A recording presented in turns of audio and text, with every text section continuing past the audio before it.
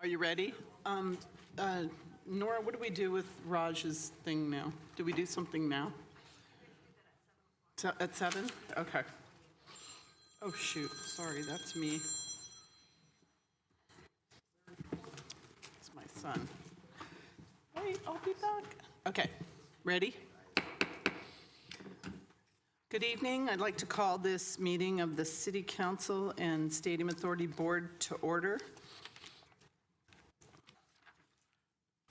Confirmation of a quorum, City Clerk? Thank you, Madam Mayor.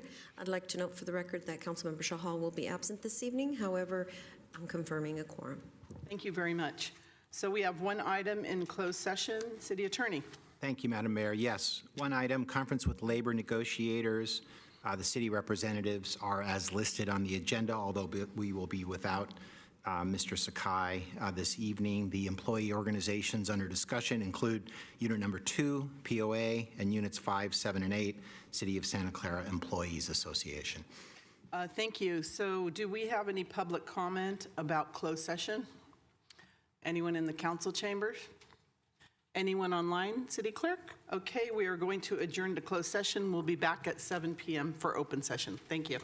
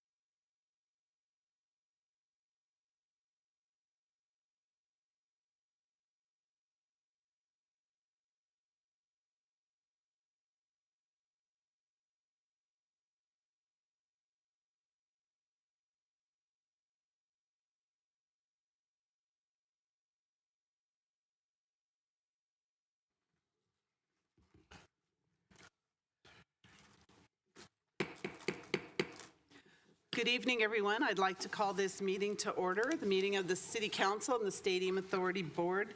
May I ask you to stand for the Pledge of Allegiance and remain standing for our statement of values. I pledge allegiance to the flag of the United States of America and to the republic for which it stands, one nation, under God, indivisible, with liberty and justice for all. As we gather, we humbly seek blessings upon this meeting. May we act with strength, courage, and will to perform our obligations and duties to our people with justice to all.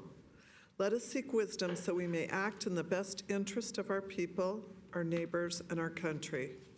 All this we ask so we may serve our community with fairness and respect, putting their needs before all.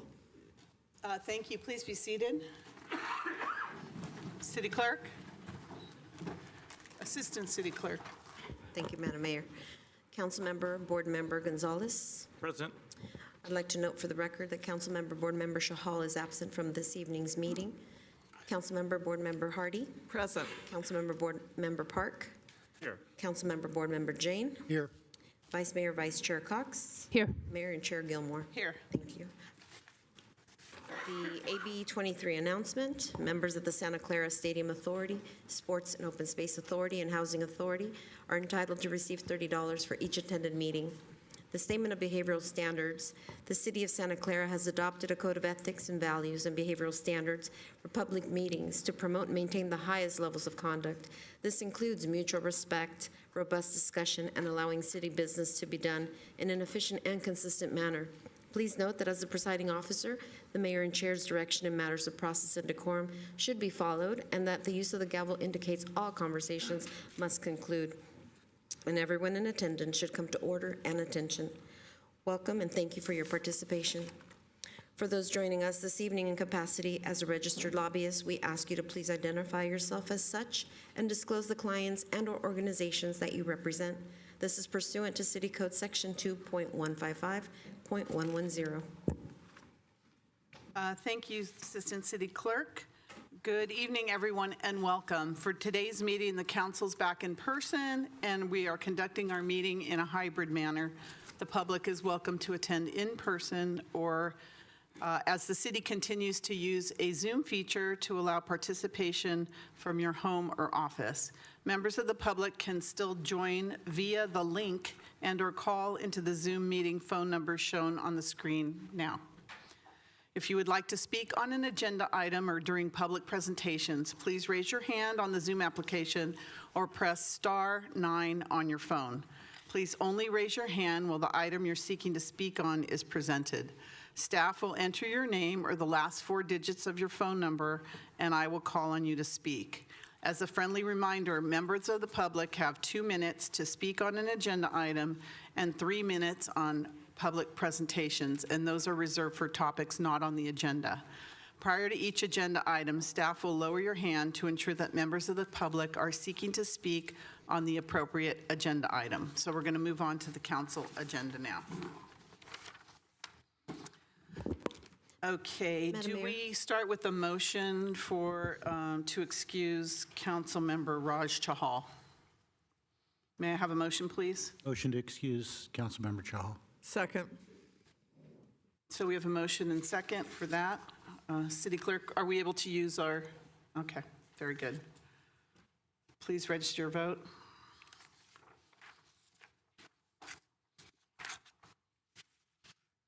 And that passes with those present. All right, next we have, hold on, reports of action taken in closed session, City Attorney.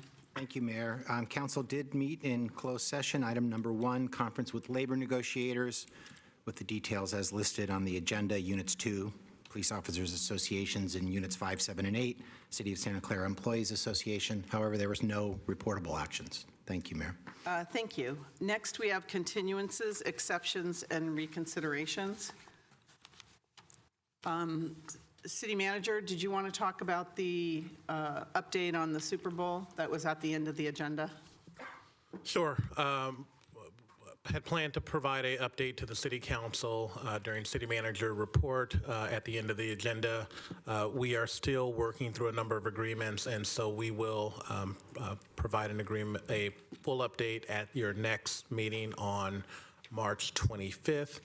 In addition, we have signed an agreement to be reimbursed for prior costs from July 1 to December 31st, 2024, and we'll provide that agreement to council as well as additional updates at that time. City Manager, will that update be a written update? Sure. So it will be on the agenda for the public to see? Absolutely, we'll provide a written update, and we had one attached to the agenda a few meetings ago as well. Well, there was nothing attached to this, your report this time, right? I'm correct, right? There was nothing attached. Okay, very good. So we'll be hearing that at the next meeting. Is there any other continuances, exceptions, or reconsiderations? Council or public? Do we have any online? Okay. All right, seeing none, we're going to move to our special orders of business this evening, of which we have 3. So for our very first special order of business, we are excited to recognize the Santa Clara High School varsity flag football team, girls varsity flag football team, in honor of their inaugural season and achievements. For the 2024 season, the Santa Clara High School varsity team, girls varsity team, finished at the top of the Santa Clara Valley Athletic League as league champions with a record of 8-1. The Bruins also hosted their first ever invitational flag tournament at Santa Clara High School, finishing in 2nd place. I would like to take a moment to recognize the coaching staff, including offensive coordinator Pedro Martinez. Pedro, can you stand? Thank you. Defensive coordinator John Nunes. Special Teams Coordinator Didi Quiote, and Coach Michelle Bumbaka.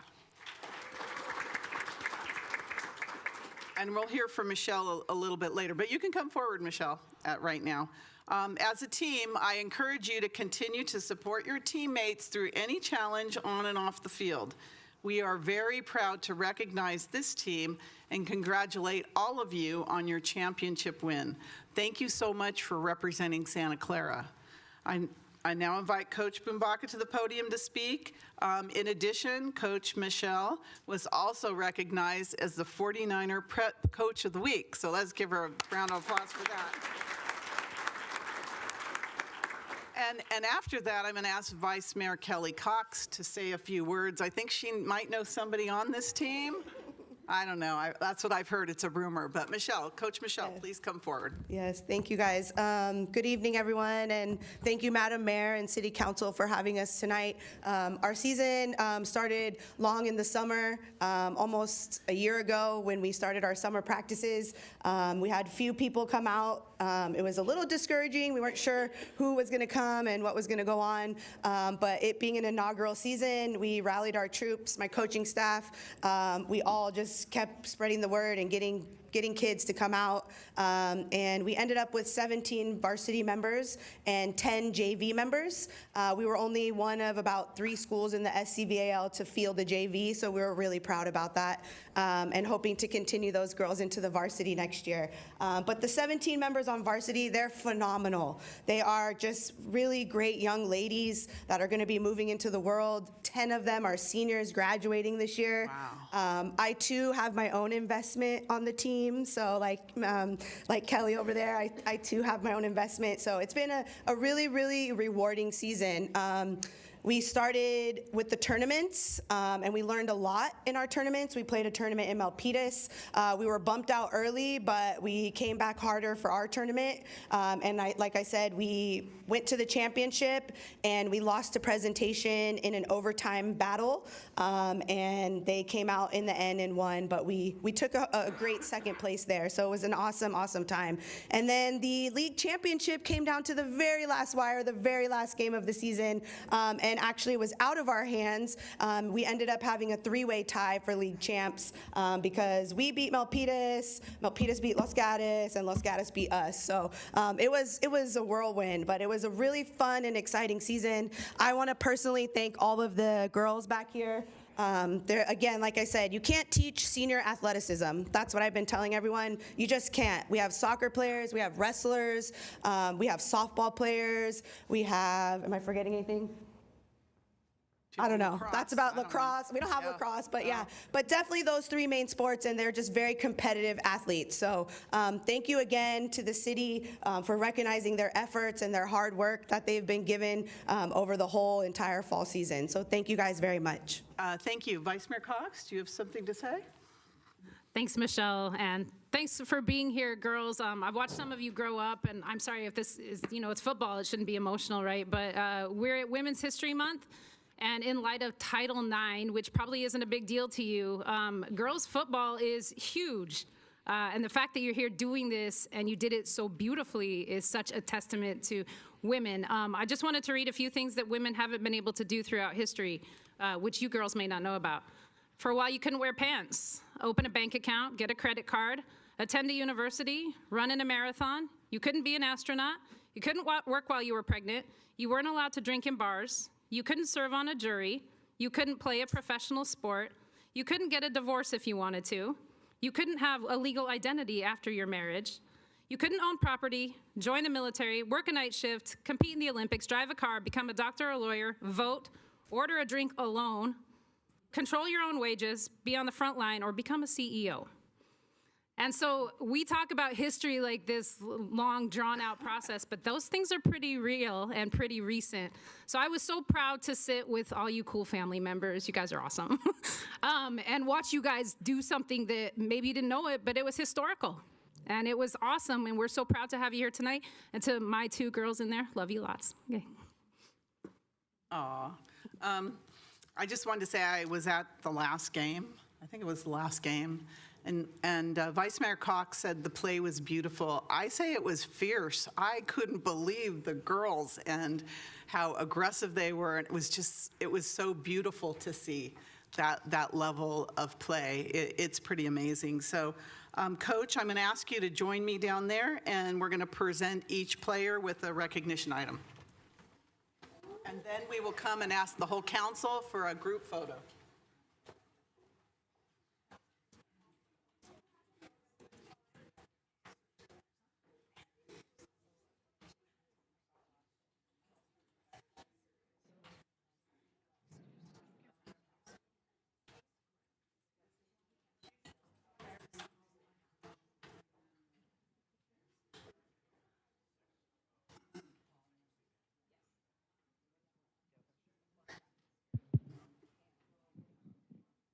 All right.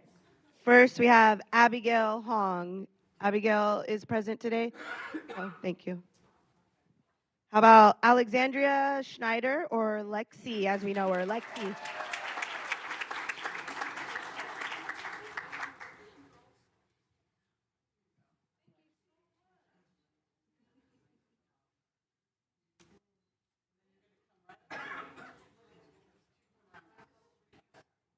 Angelina De Leon, otherwise Sky De Leon.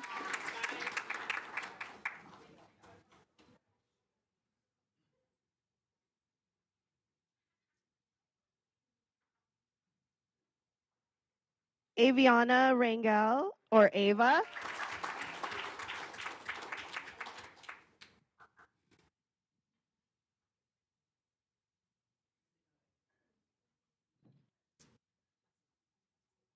Rushing from softball just now, Miss Chloe Boyes.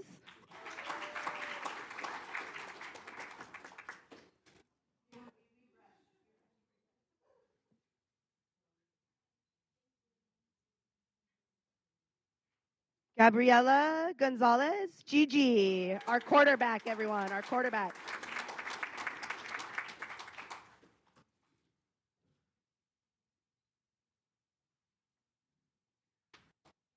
We had another Gabriela, Gabriela Stewart, otherwise known as Gabby. Gabby.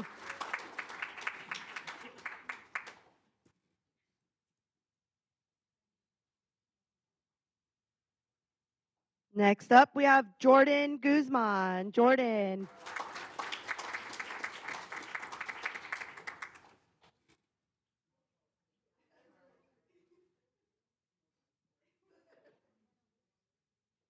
And our lone freshman on the team, Caliana Flora. Callie.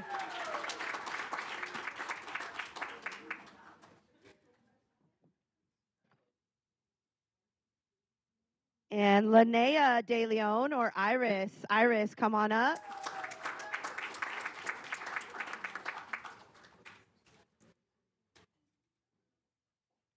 And next is Liliana Chavaria. Lily, come on up.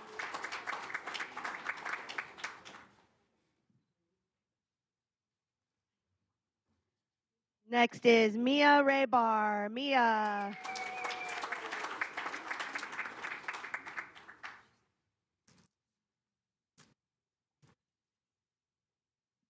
And Ramona Vega Farfan. Moni, come on up.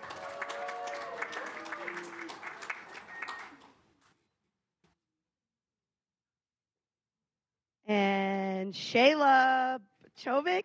Sorry, is that right? I was probably way off. Shayla, come on up.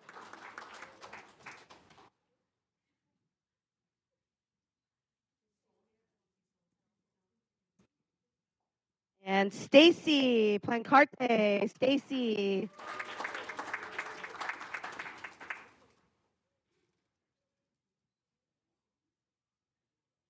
And last but not least, Venice Conte. Venice, come on up.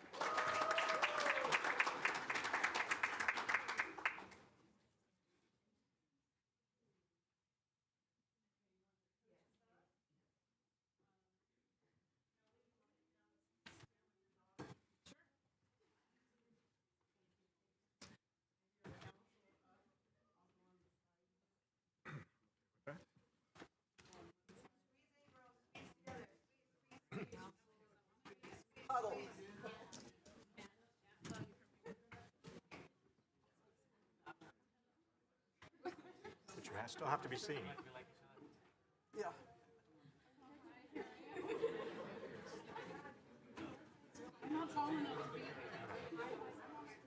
You can step up, Kelly. There's a little step.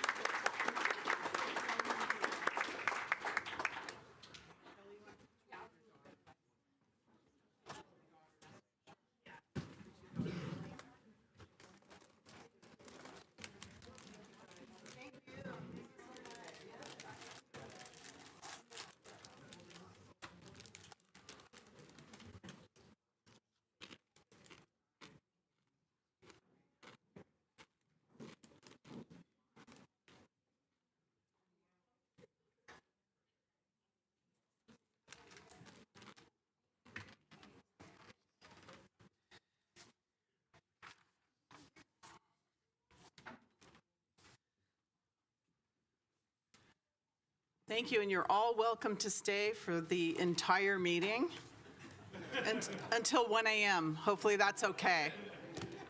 I'm kidding. We're going to take 1 second while they're leaving.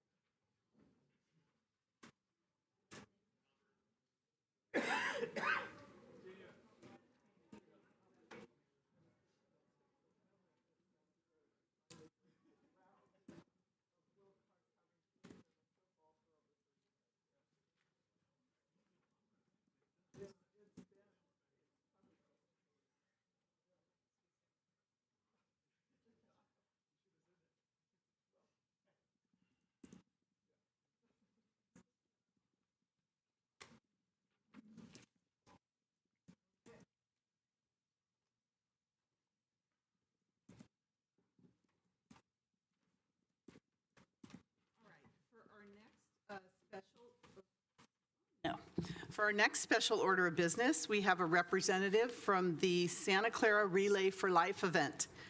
This year, the event is on May 10th in Santa Clara at Jackson Street and Homestead at the Franklin Square. The American Cancer Society hosts Santa Clara Relay to bring together the community to support the fight against cancer. Cancer affects millions of people every day. Relay for Life provides an opportunity for the community to walk and honor survivors. Remember those lost and support those who are caregivers as well. I invite Jonathan O. to the podium to speak more about the Santa Clara Relay for Life event. Jonathan, welcome. Thank you, Madam Mayor. My name is Jonathan O., and I am the event lead for the Santa Clara Relay for Life. The Relay for Life is a community-organized fundraiser for the American Cancer Society. And on behalf of the Relay for Life team, we want to thank you and the city for your time, your past, and your future support. I'm here today because so many people in our community and around the world are in a fight. They are in a struggle for their lives. It's a fight that was not of their choosing, a fight that no one wants to take on, and a fight that can devastate lives and the lives of their loved ones. Speak, of course, of the fight against cancer. This is a fight that finds its victims in both the old and the young. Cancer does not care about your social status, does not care about your dreams, and does not care about your achievements. According to the CDC, cancer is the #2 killer, or leading cause of death in the United States, with an estimated 1.96 million new cancer diagnoses last year in the U.S., as well as 610,000 deaths. Many years ago, my father-in-law was one of those deaths. He was diagnosed with stage 3 lung cancer, and then over the course of a year, he lost his vitality, his financial resources, and eventually his desire to live. I knew what cancer was and what it was like, but it wasn't until then that I'd seen it so close and so personal that I understood what it actually means and what it does to people. It is that memory that fuels me to lead the Santa Clara Relay for Life team. I honor his memory and the memory of other people that I've known that have passed from cancer. Through Relay, we raise funds to support the mission of the American Cancer Society, which is to find a cure for cancer, to better promote prevention tools, and to support those that are in the fight. This year's event will be at Franklin Square. It's a little over half a mile from here. We've traditionally had our event at Townsend Field, but this year we hope to have a more engaging community experience in an area that gets more foot traffic. The event this year will be on May 10th. The opening ceremony and the survivors lap will be at 2 p.m. And throughout the day, there will be local dancers and musicians that will provide some entertainment, a health and wellness fair, and a scavenger hunt where our participants will be encouraged to visit nearby community points of interest, such as the Harris Lass Museum and Mission Library. For our health and wellness fair, we have invited local groups that are health-focused to our fair to promote their missions and to healthy living. We even have one of the City of Santa Clara organizations, specifically the Senior Center Health and Wellness Program, that will be there. And at the end of our day, we end with the Luminaria ceremony around 8:30 when it's dark enough. So the Luminaria ceremony is a time when we honor survivors and also those that are fighting cancer, and again, those we have lost. Luminaria is a physical white bag that's decorated and has a personalized message on it. And it's donated to someone that was in the fight, that has passed, or is a survivor. We illuminate that bag at the night of Luminaria, and we have a Luminary path. And we put out several hundred bags, and it creates a really beautiful sight and ceremony, and a way for those folks that are remembering to be closer, at least for me. If anyone wants to dedicate a Luminaria, you can do so on our website, which is on our flyer. There's a flyer outside as well on the table. Or you can come to the event on the 10th and sign up there and do that. So we look forward to your continuing support, and I'm very pleased to hear that the city manager's office staff will have a team this year, so I'm very excited about that. And I also hope that you all take this information, share it with your constituents and the groups that you interact with, and just get hope to drive people to the event, even if it's just to come to the Luminaria or come to the Survivor Laugh or come to any part of what we're doing that day. The more people that are involved, the more we can raise to fight cancer. Our goal this year is 70,000. But also, it's just a way, if you've been there, it's a way to celebrate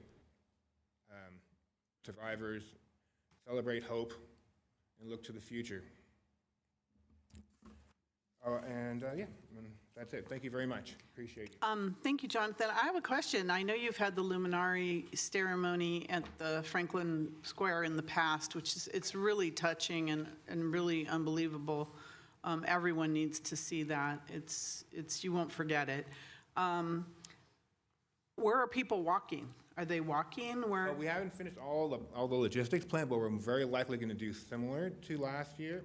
In terms of the Luminaria path, it'll probably be along Jackson Street. Okay. We did a couple years ago. And in terms of the laps, we will put out signs and folks will lap Franklin Square, but also the scavenger hunt will be at different spots. And we're trying to bring in other communities together, as well as it's a fair, just to broaden the exposure and hopefully to bring more people involved. So it will all take place there? Yeah. Down at the Franklin Yeah. Square? Okay. Yeah, And did you want to mention these two? Oh, right, thanks for reminding me. Yes, we partner with restaurants to do fundraiser. We have one tomorrow at a Slice of New York Pizza on Stevens Creek, and if you're planning, you need dinner, and you don't have plans, we'd appreciate if you go out there and mention the Relay for Life. There's some flyers out there, and then next Thursday, we also have another one at the Stand, which is across the street from the Kaiser facility. And they both are offering 25% off that goes directly to Relay for Life, 25% of your Yes, they make a of your generous total, which is very generous. So thank you so much. Thank we you. appreciate it. Thank you.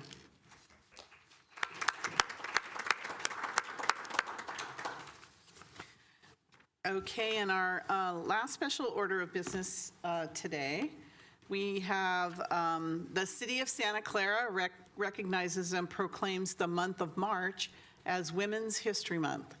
For 2025, the theme is Moving Forward Together, spotlighting women, educating, and inspiring generations. The theme highlights and supports women who have dedicated their lives to education, mentorship, and leadership to shape the minds and futures of all generations. This evening, we are honored to have with us some women who are already making history in our community. We have representatives from the Santa Clara University Society of Women Engineers with us. The Society of Women Engineers strives to create a welcoming and safe community for women engineers to network, bond, and connect with alumni, professors, and mentors from diverse engineering fields, which is a traditionally male-dominated field. I'd like to now invite Dalia Ramirez, Kayla Malloy, and Giovanna Esposito to the podium to share more about the Society of Women Engineers. Yeah, you can all come up together. Welcome. Good evening, Mayor Gilmore, council members, and community members. I'm honored to be here to represent the Society of Women Engineers at Santa Clara University, and thank you for recognizing women in engineering during Women's History Month. Throughout history, women engineers have not just participated in technological advancement, they have actively created and redefined it. From Ada Lovelace writing the first computer algorithm in 1840s to Katherine Johnson calculating flight trajectories for NASA, women have shaped our modern world despite significant barriers. These women didn't just contribute to history, but they wrote it, often without recognition. Despite these contributions, women significantly remain unrepresented in engineering, making up only 16.7% of that workforce. Our SWE chapter aims to work to change this narrative. We are not just aspiring engineers, we are engineers creating spaces where women support each other, find mentorship, and develop confidence to thrive in STEM. If we want to see more women in engineering, we have to start sooner rather than later. This is why our chapter is really committed to outreach programs, including working with local Girl Scout troops. Through hands-on activities, we introduce engineering concepts in an engaging way that shows young girls that they too can be innovators. Our C++ program is another key initiative that we have, teaching girls to code through weekly sessions. By providing mentorship and hands-on programming lessons, we empower young girls with skills and confidence to pursue science and engineering. We also run GAINS, Girls Achieving Non-Traditional Subjects, a program that is designed to teach high school and middle school students about the different disciplines within engineering. Through presentations and mentorship, we help girls discover pathways in fields where women continue to be underrepresented. These efforts require partnerships between universities, industry, and communities. Tonight's recognition is both an acknowledgement of past achievements and a call to action. Together, we can continue to redefine history and ensure engineering becomes a field where women not only belong, but can lead. Thank you. Well, I'm so happy that you are here to accept this proclamation today, and I want to thank Vice Mayor Cox for inviting you all to come today. Would you like to say something? You guys are awesome. Thank you. I'm sorry that Maria couldn't be here, Dr. Chiarini, but she says wonderful things, so thank you for your contribution. All right, thank you. Could you please join us up here? We'd like to present you with the proclamation. I'd like to invite the council to come down for a photo.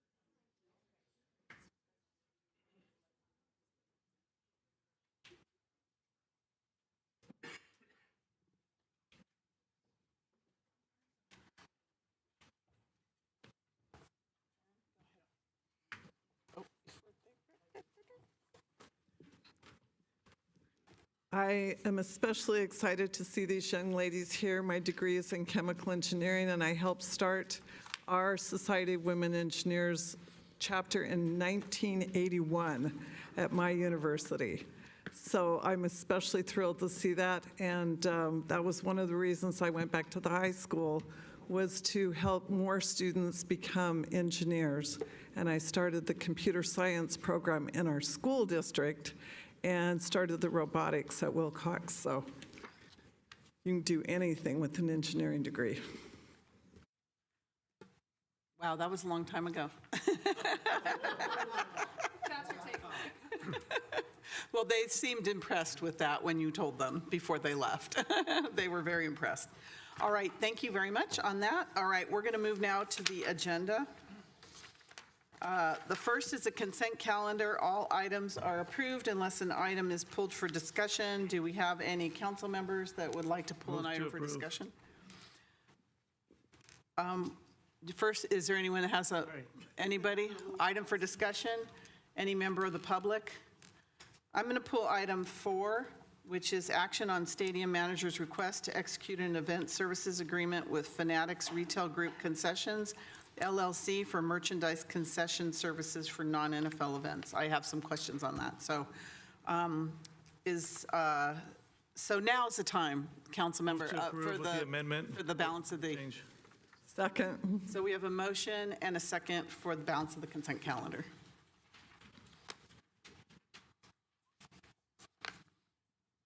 Please register your vote.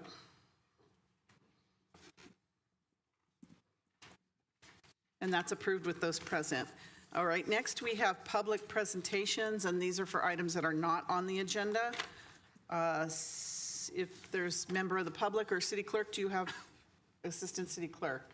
Yes, we have Brian Doyle, Brian? and we have Kathy Watanabe giving him additional 3 minutes, so he'll have a total of 6. Okay. Brian, when you are ready.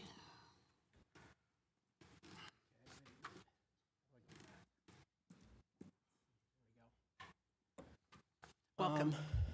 Good evening, Mayor and council members. My name is Brian Doyle. I'm here because a few weeks ago, when the council was considering the assignment and assumption agreement, you got an erroneous opinion from the city's outside counsel, Mr. Walizada. I wanted to clear up the fact that Measure J does have other provisions that Mr. Walizada did not consider. I went back and looked at the legislative history, and I'm here to correct the record and make sure you understand that Measure J, subsection G, has important provisions that the assignment and assumption appears to violate. This is Measure J, which is now in section 17.20.020 of the Santa Clara City Code, and it requires the payment of fair market value rent in the form of performance rent, which is basically derived from a formula of net revenue from the city, from the stadium non-NFL events. This promise to provide fair market value rent in the form of performance rent was throughout the very beginning of Measure J. It was in the initiative petition, which the very first point of which was generate new revenue for Santa Clara. This was the very first thing that people that signed Measure J initiative saw. It was in the term sheet. It said performance-based rent was going to go to the city's general fund, and it would provide fair market value rent to the city. It was in the ballot question. It said a private party would make a payment of projected fair market rent. It was in the city attorney's impartial analysis. It said, and would require the stadium authority to pay performance-based rent. It was in the text of Measure J ballot provisions. The very first binding provision of Measure J was payment of projected fair market value rent to the city's general fund. This is not money to the stadium authority. This is money to the city's general fund. And it was even in the supporters of Measure J in their rebuttal to the argument against Measure J that was in the ballot. And it's promised $155 million in performance rent payments based upon a Kaiser Marston analysis in 2009. Something's going on with this. Okay. It was in a 2011 study session report, which came after the passage of Measure J. And in the study session, the city administration said it was to ensure that the city receives the projected fair market value rent required under Measure J. It was in Exhibit J to the 2013 amended and restated stadium lease as a line item of projected performance rent throughout the term of the leasehold. So, why does the assignment and assumption agreement violate Measure J? Because money-losing events reduce net revenue. The annual performance rent is based on half of non-NFL net revenue. Money-losing events reduce net revenue and therefore performance rent. Booking money-losing events was one of the key reasons that the board terminated the management agreement in 2019. This was after the Super Bowl and after the college football playoff game. We decided that we needed to sue them because they had violated Measure J, among other things. By booking the World Cup at a loss, Manco violated the management agreement and violated Measure J by reducing net revenue. And and then staff's proposal to allow the stadium authority to pay some of the losses further violates Measure J. It's the council's duty under the code, which was from Measure J, to provide long-term revenue stream to the city and to take into account the purposes and finding of the voter-approved measure enacting this chapter. As you can see from the grand jury report, the actual payments to the general fund was reduced significantly, and there was no net performance rent to the city for the years 2018 through 2025. No net performance rent since 2017 through 2018. The settlement agreement in 2022 violated Measure J and the Stadium Authority's approval of money-losing World Cup events without recapturing all of the Stadium Authority's expenditures and lost revenue is a violation of Measure J. Fair market value rent was baked into the lease in Exhibit J. Staff's argument that the reimbursement of city costs from the Stadium Authority revenue does not violate Measure J is wrong and was in violation of the guiding negotiating principles when you said attain reimbursement of all event costs, including public safety pre-event and post-event costs. The mayor said that the intent was that I want to protect not only the city, but the Stadium Authority from these financial risks and have the host committee, whoever they are, to pay for everything. It was just plain bad accounting, bad negotiating, stupid, and in violation of Measure J for your city staff to propose that you give them all the rent and then all pay in addition, subsidize their costs that they put that through other revenue from the Stadium Authority. Thank you. Thank you, Brian. All right, we have other Brian.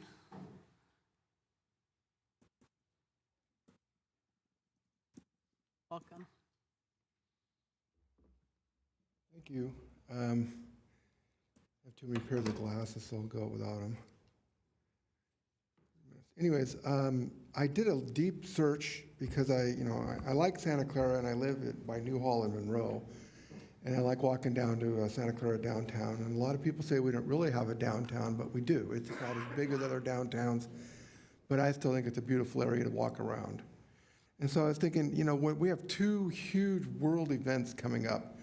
And no offense, but I think the last time we had the Super Bowl, Santa Clara itself didn't seem to derive as much economic benefit as it could have. And so I did a deep search on a couple of AI agents, and instead of reading about 75 pages worth of stuff, it said that we just don't leverage our areas because it's this sort of disorganized, or there's downtown here, and then there's by River Mart, and there's really nice places around, but there's no active way of going out and offering a way for people to get there and to have some fun and then to go back to where they're at. There's the stadium, but then there's places around the stadium. So I thought, our farmers market in the area around downtown Santa Clara, if you could expand that, you could have a chance to maybe draw in people to booths and stuff that are going to be set up for maybe, I don't know, a week or something. I haven't really vetted everything, but I would like to be able to send this to you. My main reason is I don't know how big of emails I can send without getting them kicked back, because this is a lot of stuff. And I'd really love to help, because I think it would really generate the farmers market's a success. Anyway, to expand that farmers market just for the World Cup and the Super Bowl, bring people in, help the businesses in the area. I think it would be a wonderful way to advertise our wonderful city. Thank you. Thank you. Thank you, Brian. We have extension 4776.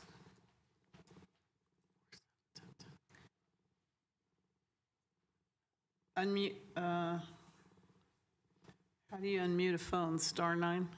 Star 9? There you go. Go ahead, please. Yes, hi, can you hear me? Yes, we can. Go ahead, please. Yes, I'm calling in because I've heard that at the last meeting there was a Measure 3B about putting in bike lanes between Montague Expressway and Tasman and Licknell Boulevard. And I just wanted to talk about this and bring that up again, because I know a few councilmen did not vote on the topic.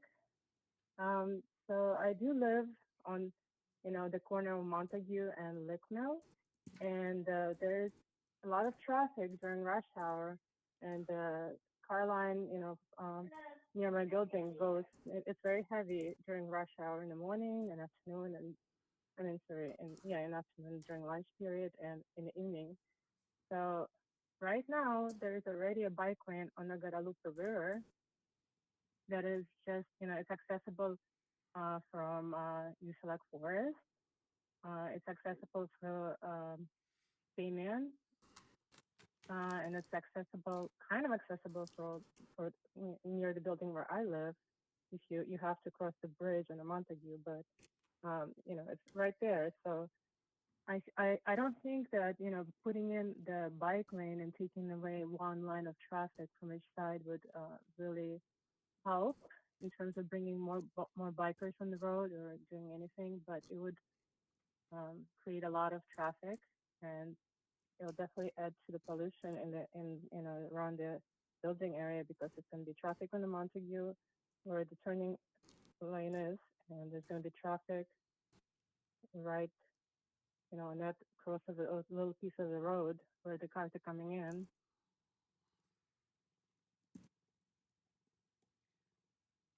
Hello? I'm sorry. No, we're listening. I didn't catch your name, but are you asking for? Sorry, I didn't hear this name. Pardon me? Yeah, I'm asking for right considerations on that measure. Okay, that was in the beginning of our meeting. City Attorney, could we consider the request for reconsideration right now? I think you could, We Mayor. can? Yeah. Okay, so that was just for your reference. That was at the beginning of the meeting. This is public presentations, but that's fine. We can, so you're asking the council to reconsider the bike lane Yeah. item because I don't think that from last, and the reason is because you didn't think that we considered all those items you just talked about in our deliberations? Well, I actually am not sure, because I wasn't at the last meeting. I was just, that point was brought up that measure passed by Kathy on one of the, public posts and Facebook groups. So I just found out about it a few days ago. I'm not really sure if you guys. Can I ask you, did you participate in any of the community outreach sessions about the bike lanes in your area? I was not aware of those. No, this is actually Okay. the first time. That was It's brought first to my time. attention. Okay, so the way this works is we have to go, there was only 4 members of the city council that were able to participate. Other members had to recuse themselves because either they lived or owned property close to some of the bike lanes we were talking about. So because the vote was 4-0 in favor of the plan, one of the members would have to make a motion for reconsideration, and then it would have to pass with all 4 members approving, and then it would come back at a later date and it would be re-advertised to the public. So that's the way our process works. So if I just want to confirm that's what you're asking for, a reconsideration? Yes. Okay, so I'm going to ask the 4 council members, and they were myself, Councilmember Hardy, Councilmember Park, and Councilmember Jane. So is there any of the four of us, anyone want to make a motion to reconsider? I'm willing to make a motion to reconsider. I do have the same concerns, and I brought those up at the last meeting. I do have the concerns along Lick Mill as well. I've actually dropped people off. I've gone there quite often. I have people that I know who live in that area. We don't talk about anything, just the Yeah, reconsideration. I am willing to make a motion to reconsider if it All right. can go. So we have a motion to reconsider. Is there a second? Is that correct? Second to reconsider only? Yes, go ahead, Councilmember Jane.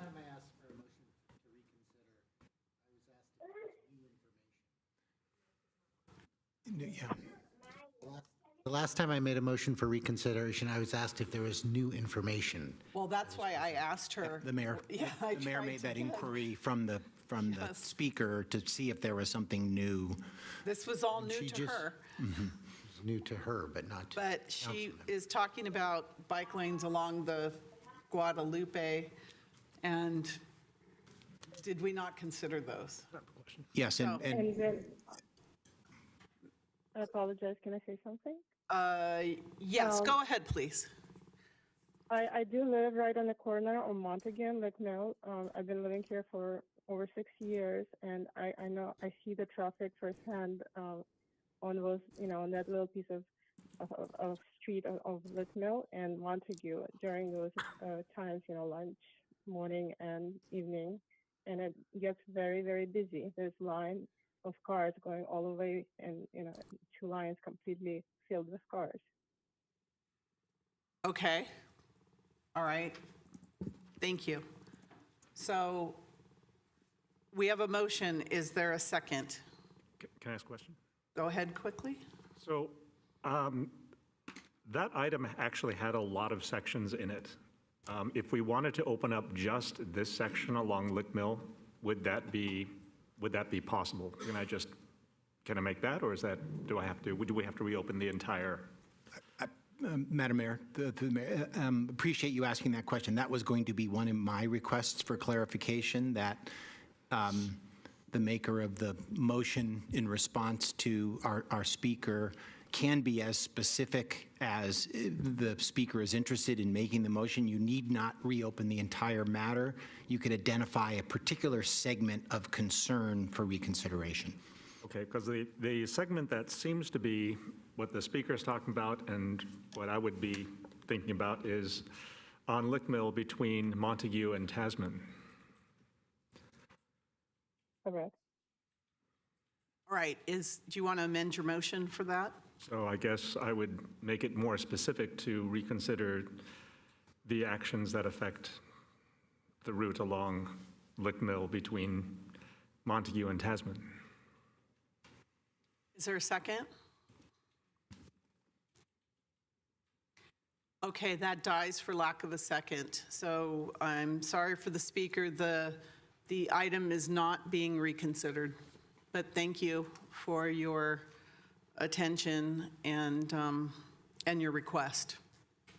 Thank you. Thank Can you. you tell me what the timeline is? Timeline is on that project? The timeline for the project? Is that what you're asking? Yeah. City manager? I'm wondering if we could. Sure. I'll just recommend that if you send an email to manager@santaclaraca.gov, we can respond to that question. So that'll provide us with your contact information, and we will forward that to our Public Works Department and respond appropriately. Manager@santaclaraca.gov. It's not an easy answer with the date, so they'll give you complete information on the timeline. And thank you very much for your request. All right, do we have any other public presentations? City Clerk, Assistant City Clerk? No, that's it? Okay, thank you. We're going to move now to consent items pulled for discussion, and I pulled item number 4, action on stadium manager's request to execute an event services agreement with Fanatics Retail Group Concessions, LLC, for merchandise concession services for non-NFL events. So I had a question, whoever's going to answer this. One, I didn't really see specific details about the financial terms of the merchandise concession, and I didn't see what our expected revenue share would be, and how the revenue, what's the sharing structure? Is it just the Stadium Authority and Fanatics, or is the stadium manager involved in that?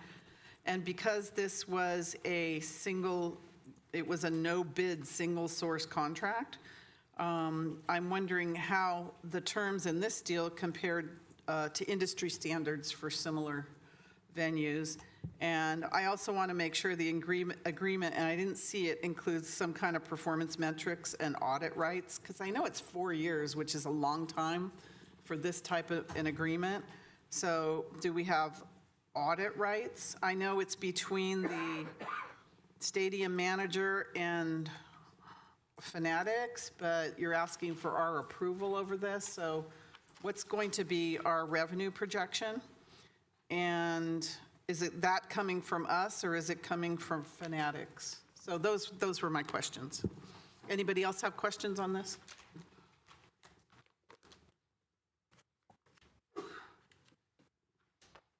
Sure. So thank you, Mayor. And as for this item, you're sitting as the Stadium Authority Board of Directors, and so I will toss the answers to Assistant City Manager Chuck Baker. Thank you. Welcome. Good evening, Mayor, Board, and thank you, City Manager, and for members of the public that are watching. So this is an item that we've studied pretty carefully. So Stadium Manager oversees Levi Stadium operations, as you know, as well as non-NFL events for the Stadium Authority. And so the Fanatics Retail Group Concessions LLC, we'll call them Fanatics, manages NFL event merchandise already for Team Co. and Stad Co. They're in the building, they're operating, they store merchandise there, and they understand sort of logistics, the access, and all the necessary back-end functions to perform their services. And so we felt that it would be appropriate to consider this opportunity to leverage what's happening at Team Co. and with the NFL events, with the non-NFL events, when we analyzed the opportunities, the financial opportunities that came with this arrangement that we're presenting to the board. We saw that there was a structure that is favorable for the Stadium Authority. That structure is to essentially change the economics of the business model. The current business model is on an ad hoc basis. We do not have an agreement with Fanatics. So during events where there's merchandise sold, Fanatics is able to put through expenses for all of their line items, whether that's people working the event, their POS costs, the cost of the merchandise. They determine that. We don't get an opportunity to understand how that works. We basically just split the net revenue with Fanatics at that point. So there's no real incentive for them to deliver profits or net revenue to us because they could pad the expenses because we don't have control over that. I'll get into how Stadium Manager negotiates with the promoter in just a second, but that's the gist of the economics and the current status quo. The new proposal ties their fee to the net profits and does not allow them to pad expenses. So what you have in front of you is essentially a cap for the first $4 million in revenue. If it's up to $4 million, they would have a cap of either $5,000 as a fee, one line item fee, or they would have a 7% fee. And that's how they get paid, right? And that's 7% of net profits, right? So if it's $4 million in revenue, 7% of net profits fixed fee, or the 7%, which one's higher. So they have an incentive to reduce their or minimize their expenses so that they can participate in the profit sharing of a net profit. For $4 million or more in revenues, they'll get an 8% fee. So that's how it works in the current proposed agreement. To answer your question around how does the split work with the promoter as well as Stadium Manager and Stadium Authority, we do not disclose the actual percentages, but I'll give you a general range so you understand sort of what our take is. Stadium Manager, who works for us, works with the promoter and negotiates a split with the artist or the soccer club that's actually selling the merchandise, so like a Taylor Swift or one of the soccer teams, they get a percentage. And then the promoter gets a percentage, and then we get a percentage. Stadium Manager does not get a percentage. Those percentages are negotiated with Stadium Manager and the promoter because the promoter has a percentage inside that split. That's how it currently works. That's how it'll continue to work. The Fanatics piece basically is tied to our percentage of what we get because they'll be getting a split of the net revenue. So that's generally how it works. We did receive recently economics around, hey, if we would have had this agreement in for last season, we were able to respond to your question around, hey, how would this have worked if we already had this agreement in place? And we noticed that we haven't had a chance to vet these numbers, but Stadium Manager came back and said you would have essentially doubled your profits if you would have had this structure based on them getting 7 or 8% of the net profits versus them putting the expenses in and then us getting stuck with the net profits and then splitting with them 50-50. So without competitive bid on this, how do we know that this is market? And why are we going with the 4-year? Why don't, if all you say there is true, why don't we go with a 1-year and see if it's actually true? And it actually works out that way. And do we have audit rights? Yeah, so those are 3 great questions. The first one, we had our own independent review of our market, and that included peer review and sort of benchmarking, and this is a favorable deal for us. We cannot disclose the private sources of that information, but because it's, you know, very private, these are private held venues, et cetera, but we did independently verify that this is consistent with what we're seeing across the market. And So are you saying you did it as the stadium authority, but you're not sharing it with the board? we did it with the stadium authority with the understanding that it's a confidential. So you're not sharing it with us? We can share it, I think. Well, I mean, I just want to know, when you say peer review and other things, I just want to make sure that this is a market rate deal for the stadium authority, but without any information. I can't say that it is because it didn't go to bid. So We can absolutely have a confidential conversation on the data that we received from other stadiums, but it was delivered to us with the understanding it's confidential. But it is consistent. The margins, the revenue projections are consistent with other concession deals across the country. do we have audit rights? You know, I think City Attorney. I can speak to that. Thank you, Madam Mayor. I'm pulling up the contract here that is attached to the item. This is an agreement between, as you pointed out, the stadium manager, and the contractor. And there is provision in the contract for audit rights. It is the stadium manager administering the contract, on our behalf. And the audit right allows stadium manager to require, audit and require review of books.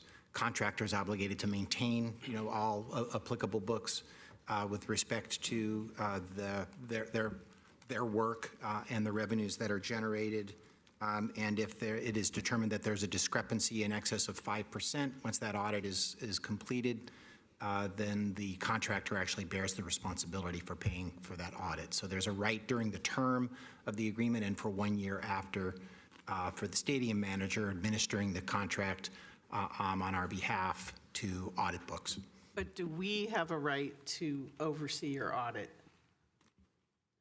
Yeah, not in this particular contract, Mayor, in our relationship with the manager in overseeing, their conduct. If we thought there was an issue, we could direct the manager to review the books and implement their rights under the agreement. And I would argue we have the right to do that. They do that. Why are we even approving this if we have no rights over this contract? Why is just our blessing? Is that what they want? Just a blessing? I don't get it. We don't. Given the amount involved, Madam Mayor, the Stadium Authority has the right to approve, contracts of this value that are administered on our behalf by the stadium manager. So it falls within the parameters of what you're tendered to review and approve. Okay, thank you. I'm not going to ask any more questions or waste any more time on this. I'll ask my council members. I won't support this. It didn't go to bid. There's private information. I don't trust that we're getting the best deal and we have no audit rights, or there's no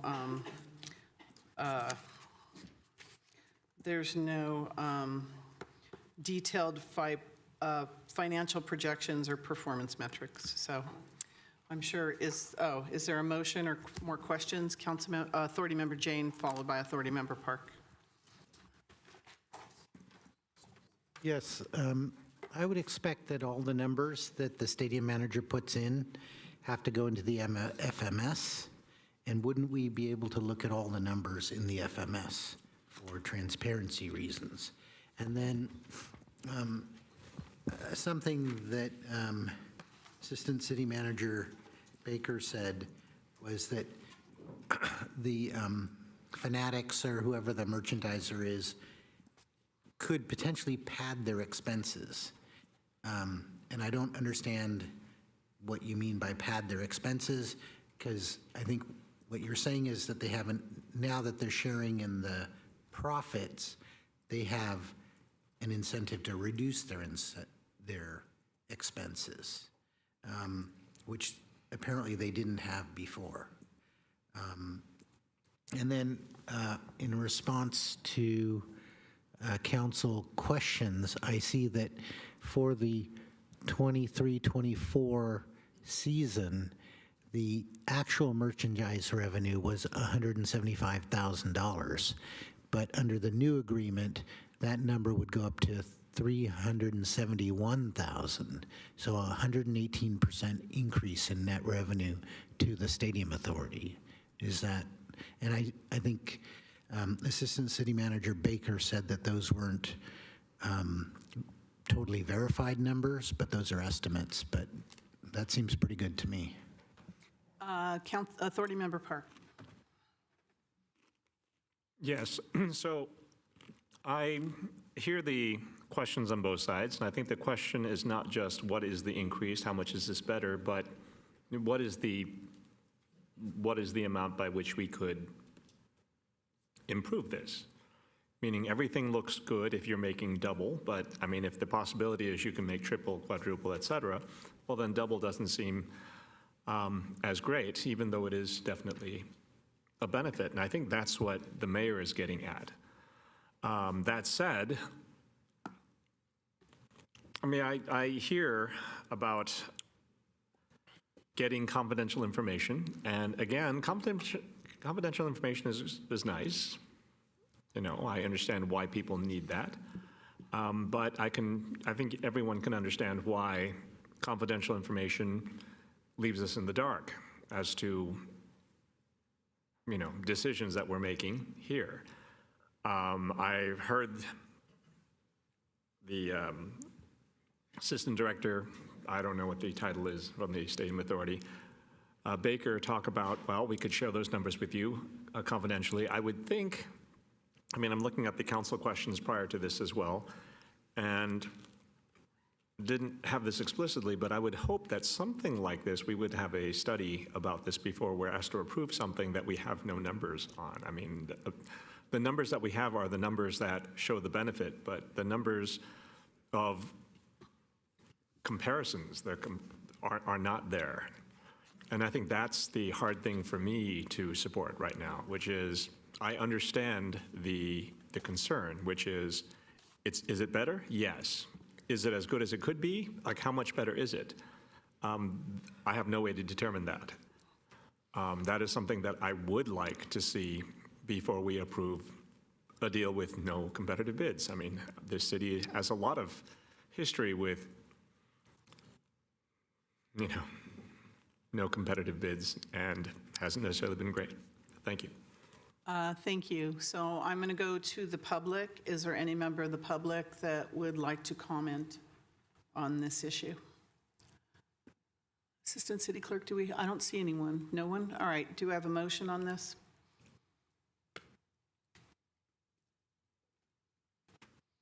Authority Member Gonzalez. Move to approve. Second. We have a motion and a second to approve this item. When you're ready, Assistant City Clerk. Authority Member Gonzalez, you can press you're still asking to speak. Chair? Yes. I had questions to the staff that never got answered. Oh, I didn't see your hand up. No. I'm sorry. Go ahead, staff. Is it in the FMS? Authority Member Jane. Sure. Is it in the FMS? Sure. A number of questions were asked. One question was regard to the financial information being input in our financial management system. I'll turn that over to the treasurer to answer, and then there were a few more questions that we can take. Great. Thank you for the question, Board Member Jane.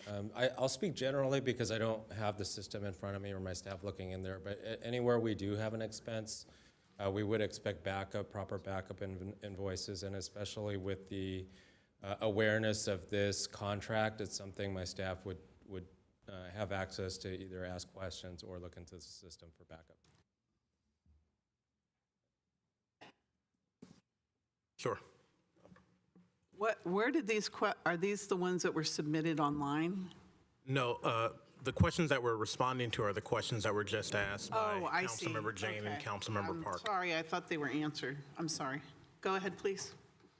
Thank you, Councilmember Jane. You had asked about padding, quote, padding the expenses, and so just to clarify, the current ad hoc process allows them to submit expenses that are based on them, their charges.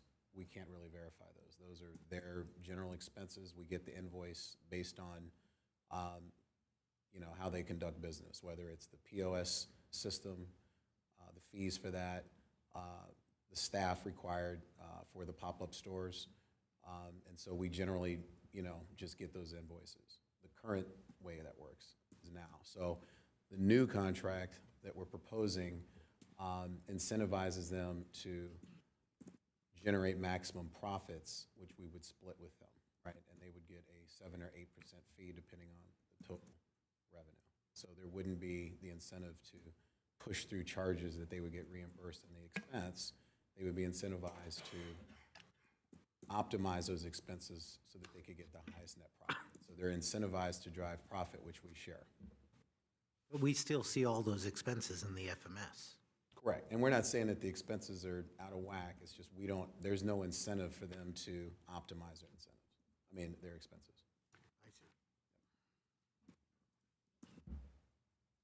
Okay, is that it? Just want to comment. All right. Ma'am. In response to one other point, I wanted to point out another provision of the contract. Oh, I'm sorry, was that another question, or were? No, go ahead, and then I'll go to Authority Member Gonzalez. Very good. Thank you, Mayor. You had pointed out for your term, and had fairly asked why not a shorter term. But I wanted to point out there is a provision in the contract, although also administered by the stadium manager. The stadium manager, Yeah, which but is it not gives- us. Yep, so. but does give the stadium manager in their administration of this contract on our behalf the ability to terminate the agreement for no reason at all with 60 days' notice. So there is an ability to do that and cut short the term. Again, for them and not the public, not us, so. Yeah, I'm just pointing out- Yeah, I appreciate that. Yeah. I read that contract, but I was looking for what are our rights as the Stadium Authority Board. Yes, Executive Director. Sure. Board Chair, just to respond to a few of the questions about confidential information, I think as the board knows, a number of our peer comparison stadiums are actually privately held. And as you know, we have hired a consultant and are looking into benchmarking marketing efforts. One of the things we're seeing in that process, as well as when we're providing oversight and when we ask for comparisons, that information is not always provided and not always provided publicly. However, through relationships, we are able to get confidential information, and so that is the information that the Assistant City Manager was referencing, because while private operators or private entities that run stadiums do not put that information out, they would share it with peer agencies under the condition that it not be disclosed publicly. And so that was reported to you. Certainly, for some items, we can convey that to you confidentially through another mechanism, however, on an individual basis, right? And as you know, we cannot have a closed session on that item because there are strict provisions on by which we can have a closed session. So I totally understand the concerns being raised when we receive proprietary information as a part of our normal course of business to provide oversight and the inability to share that publicly. Well, I totally recognize the Thank you. I appreciate all those comments, but in this case, you're asking us to approve a contract that was sole source, not competitively bid. We have no idea if it's a good deal or if we could get a better deal. We don't have any idea, but you as staff have those numbers and you are not sharing with the board. And when I mean not sharing with the board, we represent the public. And how can I vote on a contract of which I don't know if it's a good contract? I don't know if we could make 3 times or 5 times. I have no idea because it wasn't competitively bid. So that's the difference here. That's why I ask, why are we even approving this? Because we have no rights. We can't see if it's a good deal or not, competitive or not.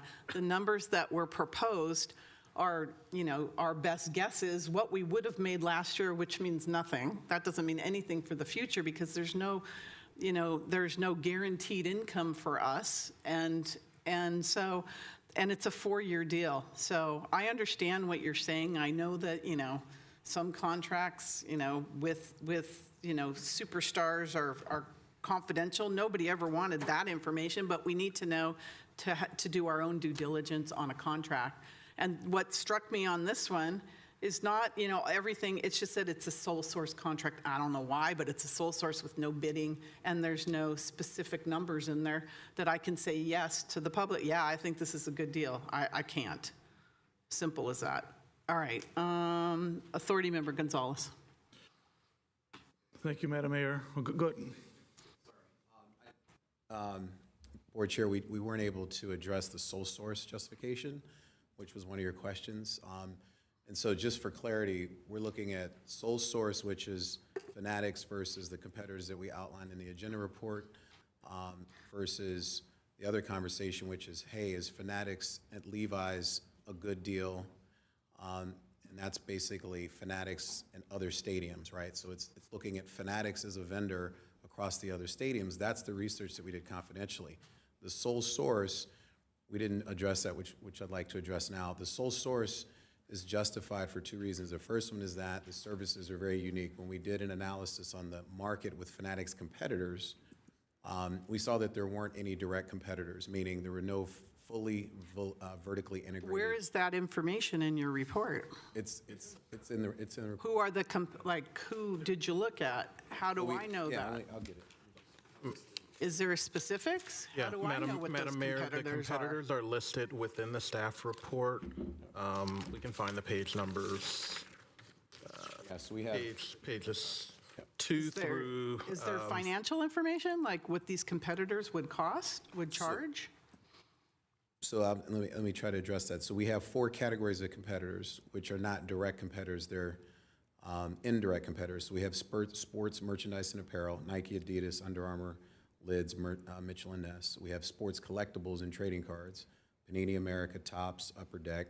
We have sports betting and gaming, DraftKings, FanDuel, BetMGM, Caesars Sports. I saw those, excuse me, so you don't have to read them all. I did see those, but where's their proposal for Levi Stadium? So the reason that we felt that this was a sole source justification is because they do not provide the services that Levi Stadium would need. Only Fanatics provides these services. Right. Is that what you're saying? They're the only ones that provide these services? That is correct, and that's the research. So like, for instance, Nike does not have support staff. Panini America doesn't do merchandising deals with the NFL or other, entertainment clients. So they have a fully verticalized, specialized service, which includes partnerships with the vendors that actually sell the merchandise, so they can get the merchandise and they're licensed to sell it, the staff that's trained to be able to pop up a store on a concourse, the equipment, understanding how the whole business model works. That's solely Fanatics. So that's the first Can I ask you something? Maybe I missed this whole thing. It's to sell merchandise, right? To sell T-shirts and whatever, little tchotchke things from concerts and other things, balls from soccer games and things like that. So you're saying they're the only group, the only company that can sell merchandise for the non-NFL side of our, I'm completely lost if you're saying they're the only company that can sell merchandise in our stadium. They're not the only company that's capable of selling merchandise. They're the only company that provides the full verticalized business model to do it at scale, to be able to pop up at scale at an efficient model. Several pop-up stores, to be able to inventory and have a process for inventorying, because these tours happen all across the country and the world. So being able to manage that merchandise requires licenses oftentimes. With Metallica, for instance, you need to have a license. And then to be able to train the staff, to be able to have a fully integrated POS system, that is unique to Fanatics. So they're the only company that is in every stadium in the United States? Is it just them? I don't want to say they're in every stadium, but stadium? They pretty much have a monopoly in the market. Correct. I'm sorry, I have a hard time believing that. but whatever. All right, Authority Member Park, followed by Gonzalez, and let's go to a vote, please. Yeah, so I just want to clarify. I think that you said that it negotiates splits with the people, promoters selling the merchandise, and the promoter gets a percentage, we get a percentage, but the stadium manager does not get a percentage. That was a correct statement? And you received reports around the economics, and I'm going to say at some point, we get a lot of people complaining that, well, why are you hating on staff? And I think at this point, I will let staff stand with the information it has. Thank you for your job. Thank you. Thank you. Authority Member Gonzalez. Thank you, Madam Mayor. As far as, it looks like staff has spent some time, done their due diligence as far as looking at the contracts and whatever information they could have gotten from the other entities, other NFL stadiums or what have you, to come to this recommendation. And from my perspective, it looks like you were looking at trying to solve an issue, which was to incentivize, these folks so that we can get more money in eventually into our stadium authority and maybe into the general fund here as well. Are those accurate comments that I'm making here? Yes. Okay. So that's why I made the motion. I think that staff has done the due diligence to look at this, try to do the best for the folks here in residence here of Santa Clara, and I appreciate your work on this. Thank you. Yeah, okay, I've just come up with a bunch of companies that do it throughout the United States. I love ChatGPT. Anyways, all right, City Clerk, Assistant City Clerk? Oh, I'm sorry, Vice Mayor Cox. I'm Vice Chair Cox for the Stadium Authority. I just am having a hard time trying to put together what prompted this. So I understand that there's a cost-sharing model being suggested, but is this in response to something that we saw going wrong? Was this the stadium manager who said, we have an opportunity to capitalize on this? I'm not sure what problem we were trying to address. That's another good question, and we did ask that question. And we've been looking at this for several months, since September. So the stadium manager in their negotiations with several big concerts saw that this was a better model for the promoter, right? So this is an opportunity for the promoter to want to do business with us. That percentage that the promoter shares is an important negotiating tool because merchandise is a large opportunity for revenue. So by us being partners with them and tying this programmatically to this agreement, it strengthens our negotiating power with the promoters because we're now consistent with other stadiums that they're doing tours with. And we both, have an incentive for the upside. So the promoter, Fanatics operating the merchandise concessions, and the Stadium Authority are partners tied to the bottom line. And so that's not happening today. And so that made sense to us after we did the diligence to see how Fanatics operates in other stadiums, and then also did the diligence to see about other competitors of Fanatics. There are other competitors, but not at the scale that we would need for the large non-NFL events that we conduct. So this was something that was born out of, we can increase our bargaining power when we negotiate the promoter fee because they'd be getting the money that they would expect from large events like this from Levi Stadium through this agreement that they're not getting today. So it increases their bargaining power, and then ultimately it drives additional net revenues for us because we're partners with the promoter, the artist, or the soccer club, and Fanatics. And when you say we are partners, is it the stadium management that are entering that partnership? Because this is a contract that we ultimately, the Stadium Authority, doesn't have our name on. This is something that we are approving that's entering a Fanatics agreement. We're allowing that to go forward with the stadium manager. So I'm sorry, I'm having a hard time piecing this together. It as a tool. This is a tool for the stadium manager to negotiate on our behalf. We pay their salaries anyway. Sure. That's already paid for, so we want to give them the tools to get the best deal for us. We then increase the bottom line with this tool because it ties Fanatics, the promoter, the artist, or the team, the soccer team, and the Stadium Authority to the bottom line that it's currently not doing. But they're doing their job as normal. This is just a tool for them to negotiate. This is stadium manager.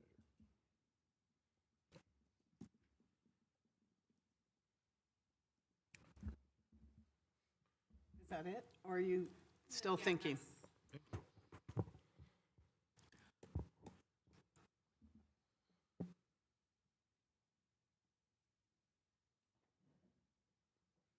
I can't tell. Is that all? I'm finished. I was watching your face. I don't know. Okay, let's see. Council Authority Member Hardy. Very quick question. If this doesn't pass, then we have the status quo. Is that correct? Yes, we wanted, yes, thanks for that question, Councilmember Hardy. Yes, the status quo is not ideal. And in fact, we want to get this done. It's our understanding, we haven't vetted every number, but it's our understanding that this absolutely helps us negotiate, and we have concerts coming up that we want this in place. I already have. Authority Member Jane?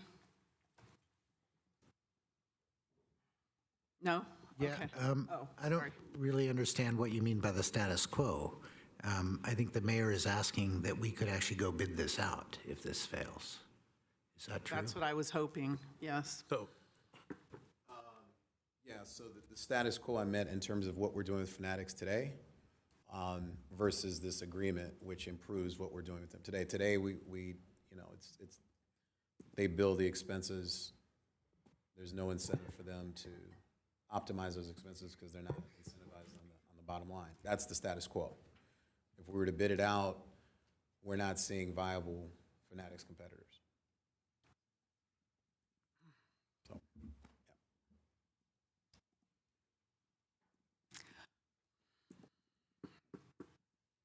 Assistant Stadium Authority Clerk. I got that right. I want to go back to the city. It's easier for me. Please register your vote.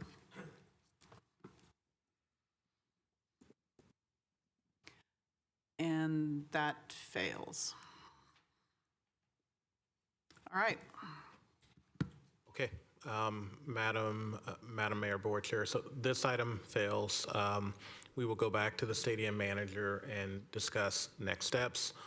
One of the things that I think will be beneficial next time is that if the stadium manager can be here to convey and That would be help nice if carry they would the come to request. explain. We will continue to make that request of them to be here for these items. As you know, I've said in the past, I think that it's absolutely critical that they are here, and so we will make that request again.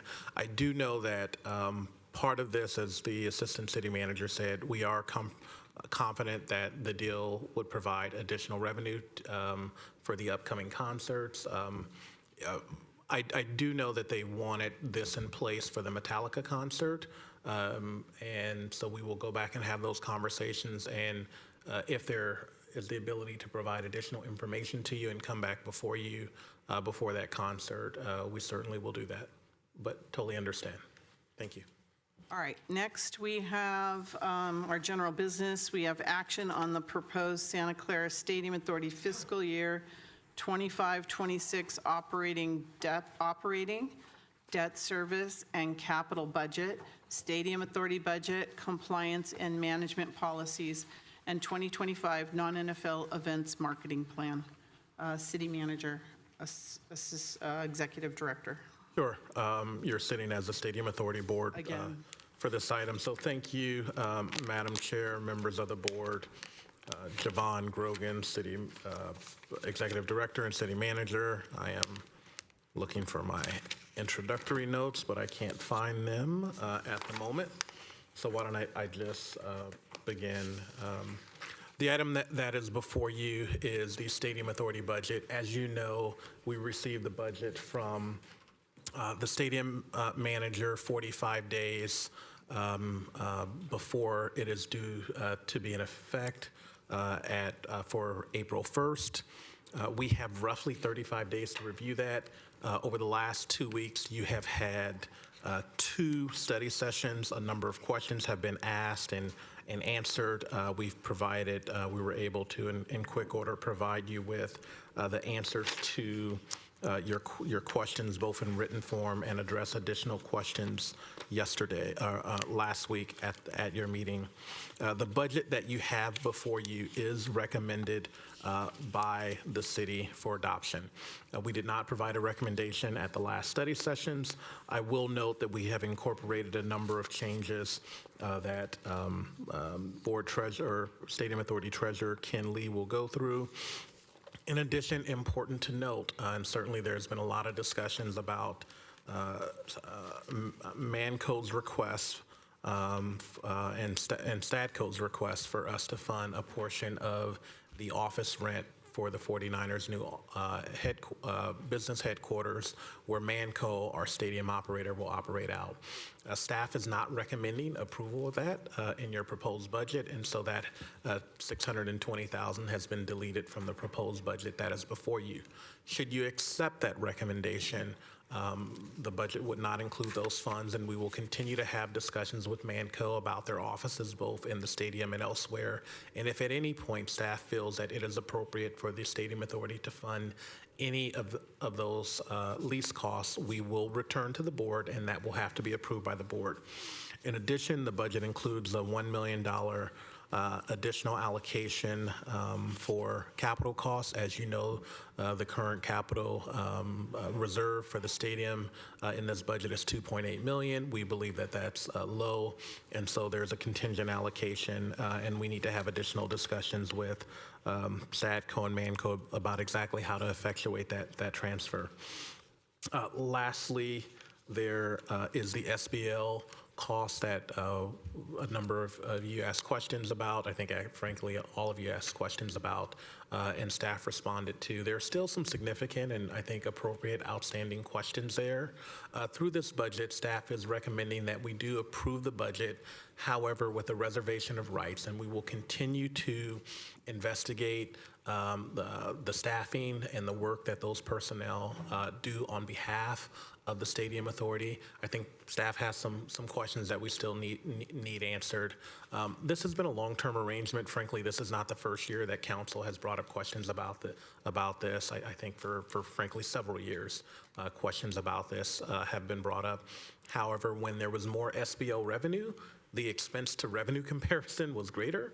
But now that the financing of SBLs and a number of them having been paid off over the first 10 years, the revenue is lower. I think those questions are becoming more and more prevalent. But however, should we actually decide that the Stadium Authority no longer desires to bear those costs, we think that it's appropriate to have time so that ManCo can work with the employees, decide to pick up those costs, or effectuate a appropriate scale down process. We don't think that it's absolutely critical that we do that and make that within the limited amount of time we've been able to review this budget, because there are personnel involved. And so we want to continue to have those conversations, but we'll absolutely report back to you. With that, you have a full presentation. I know some of this will be repeat for the board, but we certainly, for the public and transparency, want to provide a sufficient presentation so that everyone knows what is in this proposed budget. So with that, I'll turn it over to Treasurer Ken Lee, and also Assistant City Manager Baker has a portion of this presentation. Welcome. Great. Good evening, Honorable Mayor Gilmore, Chair, and Stadium Authority Board. Ken Lee, Stadium Authority Treasurer. Appreciate the opportunity to talk about the stadium budget for the third week in a row. Before I get started, I just wanted to thank staff by name. I know it's a big lift for finance staff to get this ready, for week after week after week. I think this is the first year we've done 3 sessions on the budget week after week after week. So Lynn Lamb, Tyler Cook, Brenda Lee, and David Presley in our finance department, and many others in many other departments that worked on this to get this before you tonight. So just wanted to acknowledge their hard work. By way of agenda, as the executive director mentioned, I wanted to provide full transparency for this public hearing for those that might be engaging on this item tonight for the first time. So on the agenda, a lot of repeated topics that I'll touch on, that I touched on a couple weeks ago. Do want to note that Section 4 here, updates after the study session. I'll dive a little bit deeper into what the few items that the city manager, executive director mentioned that are changing and/or additional information provided to the board tonight for your consideration. This slide shows the budget process for the Stadium Authority starts late last year, October, November of 2024. It begins with a survey with all our city departments and the staff that touch Stadium Authority activities, over 40 FTEs or positions that touch it. That translates to about 9 FTEs from a Stadium Authority staff perspective. So this is the combined work of many departments and staff that have this assignment on a part-time basis. At least 45 days ahead of the fiscal year, which starts April 1st. So if you roll back that clock, the end of January, our stadium manager provides a list of documents that are listed on here, of which includes your budget before you. These are the dollars and the recommendations to operate as a stadium authority, pay the debt, and also provide for capital expenditure to keep the stadium in good operating condition. There is a back and forth period, as Executive Director mentioned. We have literally 2 weeks to get this item before the board, at least the first study session. And in that process, we're asking questions and doing analysis and bringing you information. And so within the last 3 weeks of study session and today, we've had some back and forth and additional meetings, which will include some of the information provided in this presentation. Our goal here is, if the board wills, adoption of a budget, and we would provide notice of items that are approved or disapproved to our stadium manager on March 14th. And then 10 days before that fiscal year starts on March 21st, stadium manager then turns around this budget and provides that to our stadium trust, who oversees and manages the cash with regards to all the transactions. The budget itself includes highlights, both NFL and non-NFL. You'll hear me talk about excess revenue as it's an important topic, and that's how much money remains at the end of every fiscal year after all the expenses are paid. Our operating budget, which includes a new 10-year forecast that you've heard from me talk about, as well as debt, capital, and our Stadium Authority work plan. On this slide, I always like to talk about the activities that are in the Stadium Authority budget. Those are 3 activities: our operating budget, which allows for a lot of the staff time, both on the shared expense side as well as Stadium Authority; the debt service budget, the required payments to maintain our debt; and then our CapEx budget, $18.6 million for projects that a lot of them carry over, but you see the lighting and the waterproofing, a lot of the items that are required to keep that facility in good working order. So a total budget, when you consider those 3 activities, of $77.3 million. As far as summaries, this budget provides, is done in a context that provides implementation of terms from the 2024 settlement agreement, which was finalized in December of last year. It supports, at least from a work plan perspective, major events, including the World Cup and Super Bowl 60. Provides for non-NFL event revenues at 5.3, and our hope here, as this is before the fiscal year starts, is that number will grow over time as additional bookings occur.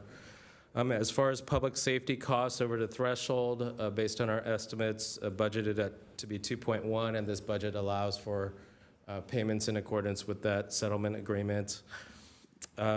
PSC, or public safety costs, balances, that was a line item that was included in that settlement agreement and part of our waterfall or excess revenue payments, and so a projection here of $3 million next year. Direct payments to the general fund of $6.4 million. That includes ground rent, performance rent, senior and youth fees, as well as other activities for the general fund. Non-NFL ticket surcharge, which is expected to increase here. That's from the terms of that settlement agreement increasing, at least for events that were not in motion, going to a minimum of $8 instead of $4 for non-NFL ticket surcharges. As the executive director mentioned and revised in this report before you, a contingent allocation of an additional $1 million for CapEx reserves for projects and That language has changed. We worked with our legal team, and there's a little bit more work to be done, and so present it to you as a contingent allocation. And then Levi's naming rights expense of 1.7, that's been before the board as part of our requirements under the World Cup agreement to provide tickets to our naming rights sponsor. So updates after the study sessions. There were many questions around SPL sales and services. We met with our stadium manager, and over the next 3 slides wanted to provide some additional details. And so starting from the big picture, SPL sales and service line item in this budget was $3.3 million. There was a request to split out that buffet cost of $927,000. That is included in the document before you. The remaining cost, $2.4 million or so, funds activities around 2 groups. The first group includes SPL sales team, that's 10 staff. And so as far as those 10 staff, they work on booking of SPLs, and so their budget for this year, $5.16 million. That includes prior sales that have been on payment plans, and so 4.7 or so reflect collections from prior years, a goal of 4.5 million this year, and the assumption here is the majority of those would be financed as well, and so we would continue to get SPL revenues for at least the next 10 years from which that revenue is based off of. Then there's a second team, the service team, which consists of 9 staff, and there was a request to list out their responsibilities and the allocation of time for the Stadium Authority. So that is on this slide. It includes SPL invoicing and collection, roughly 20% of that team's time. All of that focused on Stadium Authority activities, game day and event days, member events, a small percentage there. That relationship management and customer service and season ticket invoicing, none of that being billed to the Stadium Authority. So for this group, about 45% or roughly 4 FTE out of the 9 for Stadium Authority activities. So we have had ongoing conversations about the appropriate level of staffing. So the recommendation to the board is to include this line item, but with a reservation of rights to modify this budget as continued discussions and assessment occurs. With regards to stadium manager's proposal for office space, so what we do know is they moved into the off-site office space on Great America Parkway in late of last year. Their request of $620,000 was proposed based on a calculated allocation by the stadium manager. Based on our initial review, staff is not recommending the acceptance of this line item in this budget, and staff will continue to evaluate the use of space with Manco, and if at any point there's a determination that Stadium Authority funding would be appropriate, staff would bring that back to the board as a budget amendment.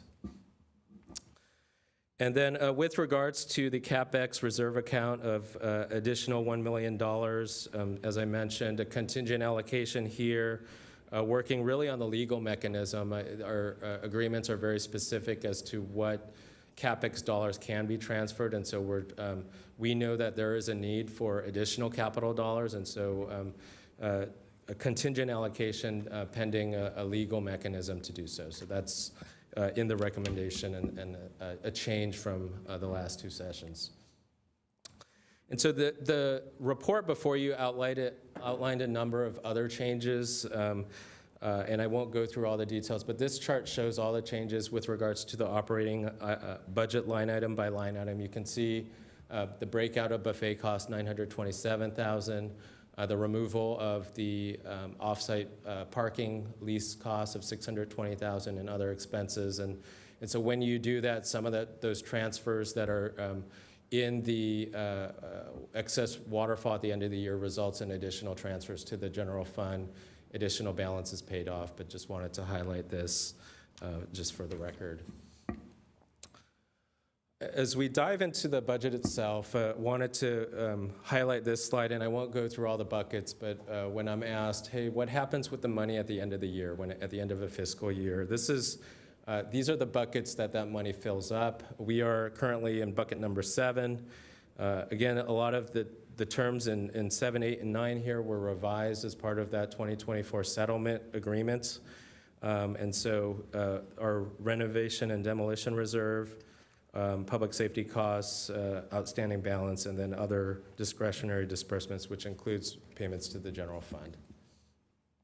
When you look at the cash balances projected at the end of next year, which includes projections for this year, almost $80 million in reserves generated from excess cash, and that includes our capital operating and our renovation and demolition reserve, almost $50 million out of the 70 that would be filled up.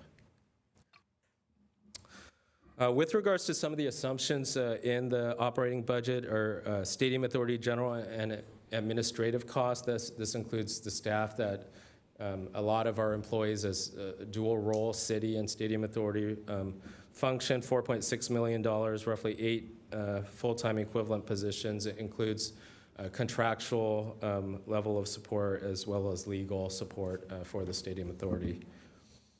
When it comes to non-NFL event revenues here, just to show $5.3 million based on 4 concerts, 2 soccer events. Again, this is the preliminary estimate for non-NFL events, and our goal and our hope is that as events continue to be booked, that number would continue to grow. Shared expenses for the stadium manager, $14 million, includes 72 FTEs.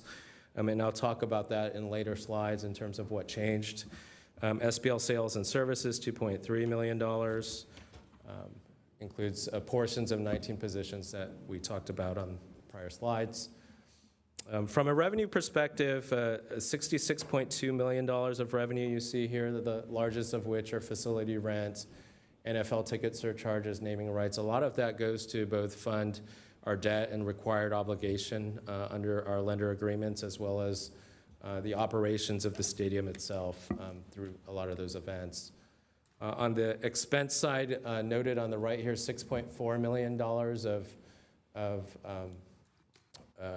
projected transfers to the general fund over the next fiscal year, and the line item budget before you, totaling roughly $61 million or so in expenses. In the discretionary fund, this is a fund that is used primarily to fund public safety costs over the threshold to the extent that the non-NFL event ticket surcharge is insufficient to pay for that. So in the case of this fiscal year, the current fiscal year, this is our bank, so to speak, to pay for those costs. When we look ahead to next fiscal year, a portion of those costs, $120,000, expected to be spent on public safety costs, puts us at about a balance of $1.2 million. I know there's a lot of conversations around performance rent, and so wanted to talk through that calculation. And this slide shows non-NFL event revenue, which is the basis for which performance rent is generated. And you can see here, roughly $5 to $6 million the first 4 years of operations, and then over the last 3 years, some of the higher performing years, they're $8 to $9 million. And then our budget year next year in blue, they're 5.3. And so when you consider the calculation, there are a number of credits that are required under the calculation. And so this is the chart that shows the non-NFL events, and for fiscal year 25-26, our projection for performance rent of $2.15 million. And so just wanted to highlight the performance rent calculation for this year and next. And so, as I mentioned, that performance rent is paid on top of ground rent. It is roughly 50% of that non-NFL event, and then minus credits that you saw there and are outlined in our agreement. With regards to shared stadiums manager expenses, 20 positions adding to the budget for security. I talked about there is a proposal here to bring in-house some security staff, and the goal here is to improve quality, provide consistency for those personnel that will know and know our facility well as in-house employees. And then 2 positions from stadium ops are proposed to be deleted, and 1 removed from engineering. So here are those positions: Director of Engineering, Associate Counsel, as well as another position, the coordinator position. The budget includes a 10-year forecast. This is new. This is based off of a recommendation by the civil grand jury, and so we did provide information in the budget for the next 10 years. It includes projected transfers to the general fund from excess revenue of 2.4 to 7, depending on the year and the credits that are in those years.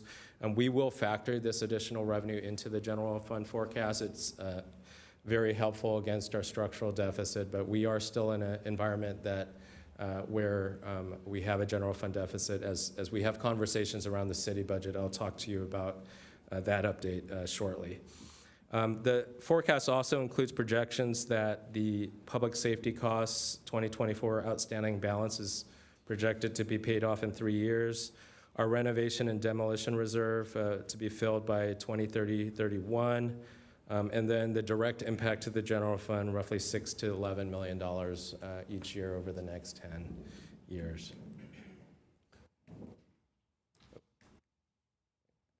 Thanks.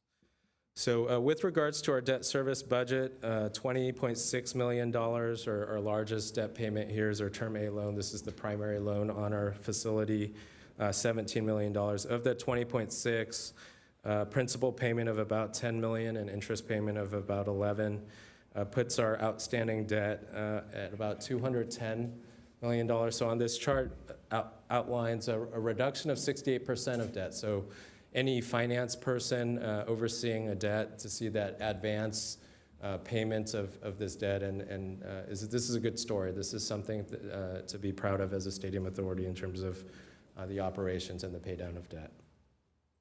So with that, I want to turn it over to Assistant City Manager Chuck Baker to talk about the capital budget, the marketing plan, and to close out the presentation.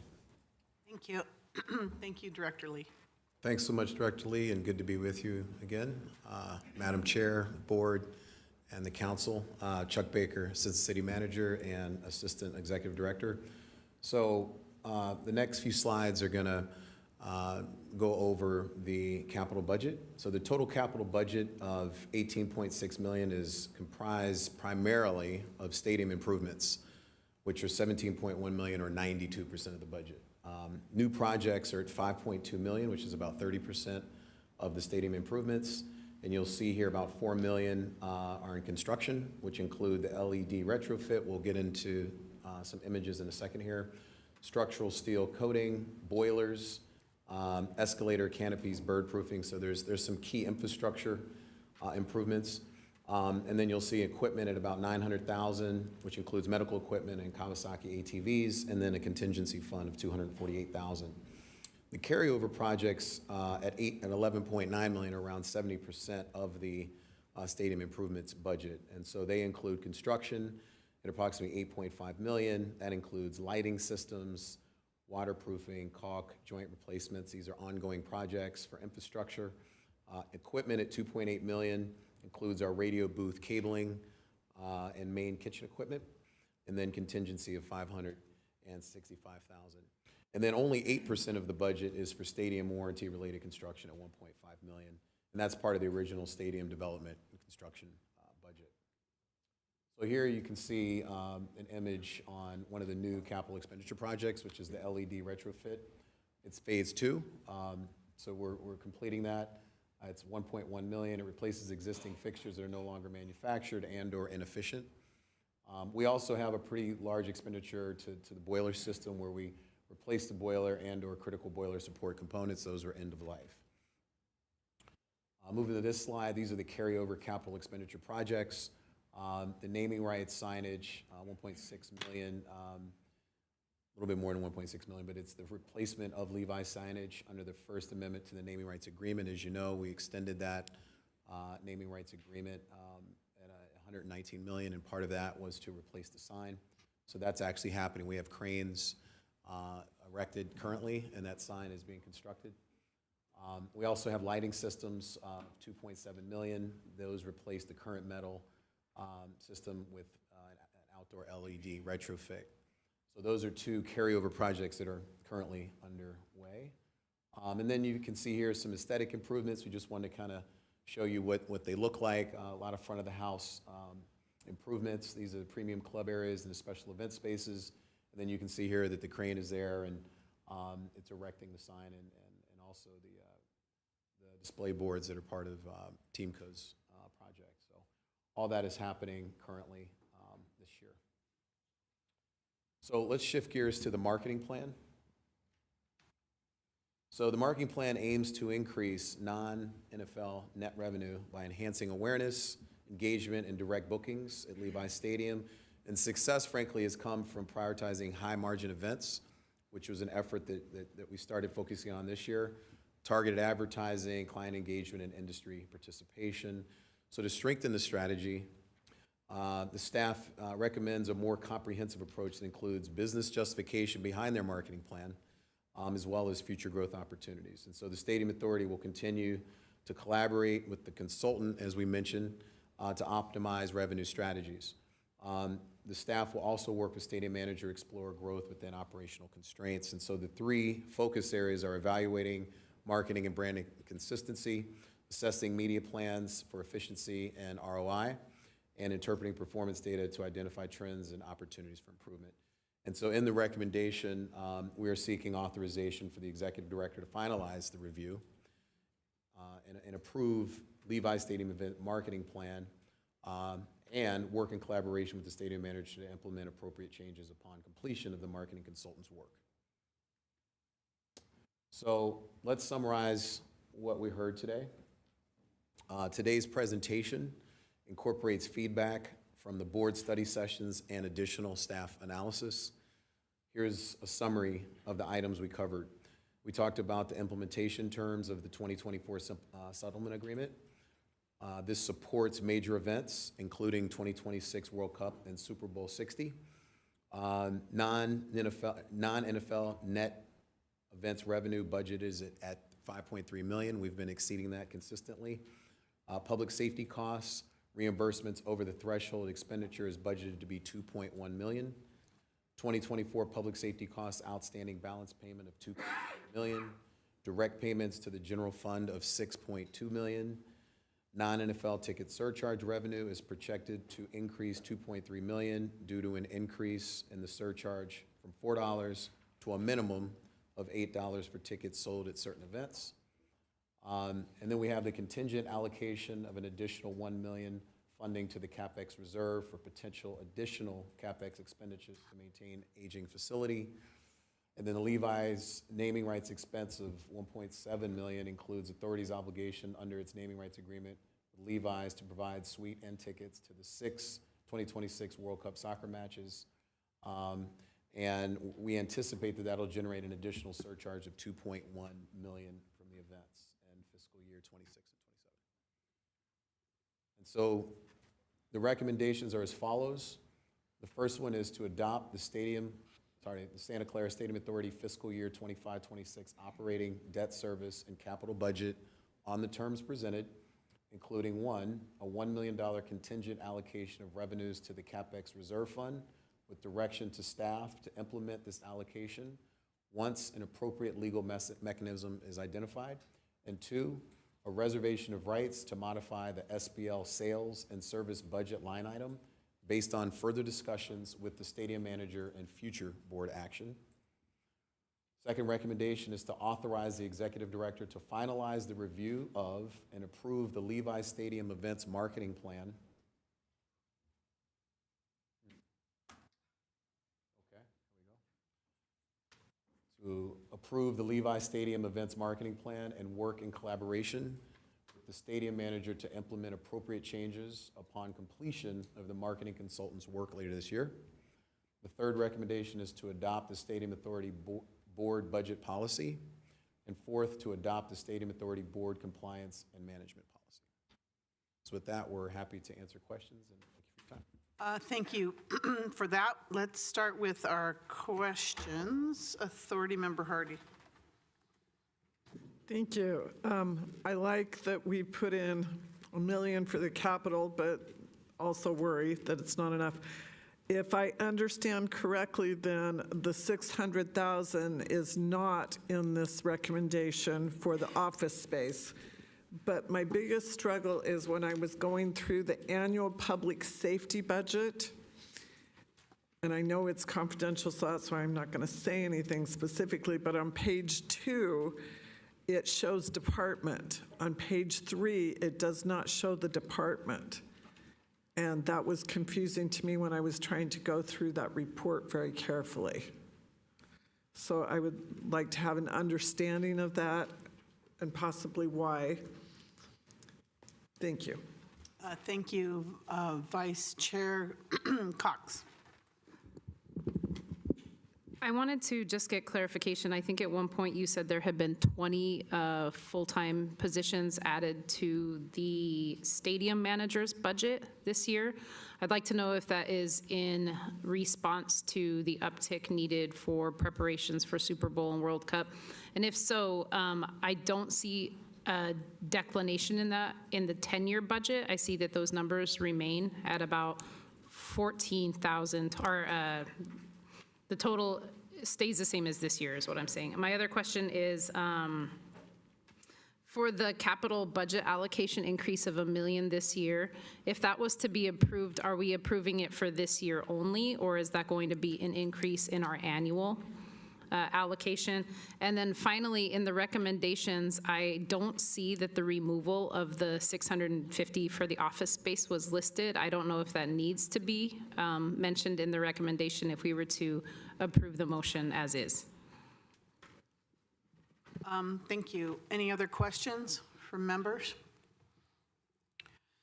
I have a couple. I want to make sure that when the marketing consultant completes their recommendation plan, that it comes back to the Stadium Authority Board for review. I guess that's more than just a question. And then the other thing is that the last meeting I asked, are there other businesses leasing space in the stadium? How many, what type of income, and as owners of the stadium, what do we generate? But I didn't see any answers to that. And I think that might be all I have. I have one other comment about the 19 positions for the SBLs. That works out to about $122,000 a piece. You said you're going to look into it. It's here in the recommendations. I'm wondering if you could put a timeline into you looking into them. I just want to make sure that your review is, done expeditiously. And would you consider like 60 days or something like that? So I want to throw that out, because without a timeline, I don't know when it would come back. So I just want to see how long it's going to take. But when we're putting out this kind of money, I would hope it would be quickly. That's my editorial comment. Okay. Authority Member Jane.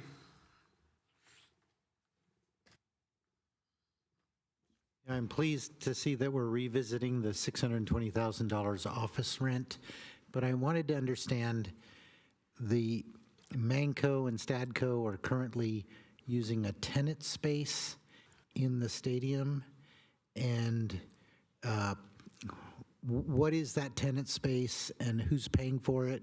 And when they vacate it, how is that tenant space going to be used and who's paying for it? I want to understand the finances of that space that's being vacated. And I think that's it for the questions.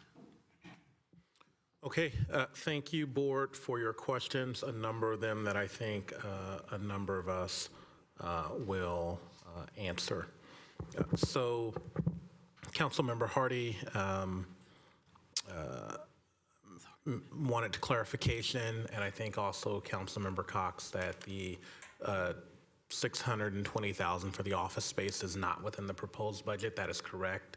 And so in the numbers that are before you, it's been taken out as noted in your staff report. It's not a part of the recommendation. Certainly, a maker of a motion can add it just for to have it listed within your within the recommendation, and so we can support you with that.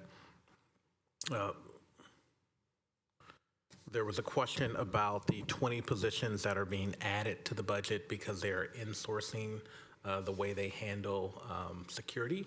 That is not in regard to the 2026 major events. That is a permanent adjustment in the service delivery. I think we heard from the police department at your first public hearing that they are supportive of that model to in-source safety services versus having them contracted out. And so that, if approved, will be built fully into the budget and the forecast.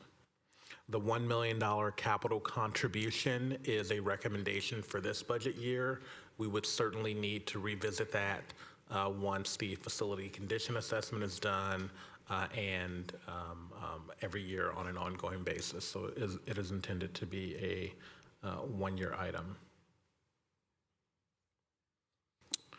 There was another a request by the mayor that the marketing plan come back to the city council. Absolutely, a part of our Consultants report. yes, the consultants' evaluation of the marketing plan come back to this the board. Absolutely, that is our intention. I will say with that, similar to a prior conversation that we had earlier today, we are attempting to get information from both public stadiums and private stadiums. I know, because I've been in some preliminary conversations, some of the private stadiums are willing to provide us information, but it is proprietary. And so we will figure out a way to convey that to the city council so that you have that information. But we cannot request information from a private operator and then display that information publicly. And so we will convey that appropriately.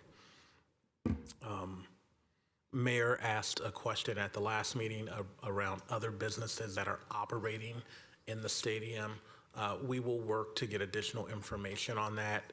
It is our understanding that there are 49er entities or 49er related entities that I don't know how much time they spend there, but it is our understanding that they are only in tenant exclusive spaces.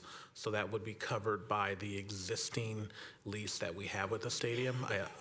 For additional clarity, we have a meeting that we will engage with them on at our next quarterly meeting, and we will report out that. Could you get, a detailed report on that? Because I heard there's a lot of businesses in there, so, and that may be maybe how they're renting out the space where Manco used to be. I don't know, but I'd really like a report on that and the income.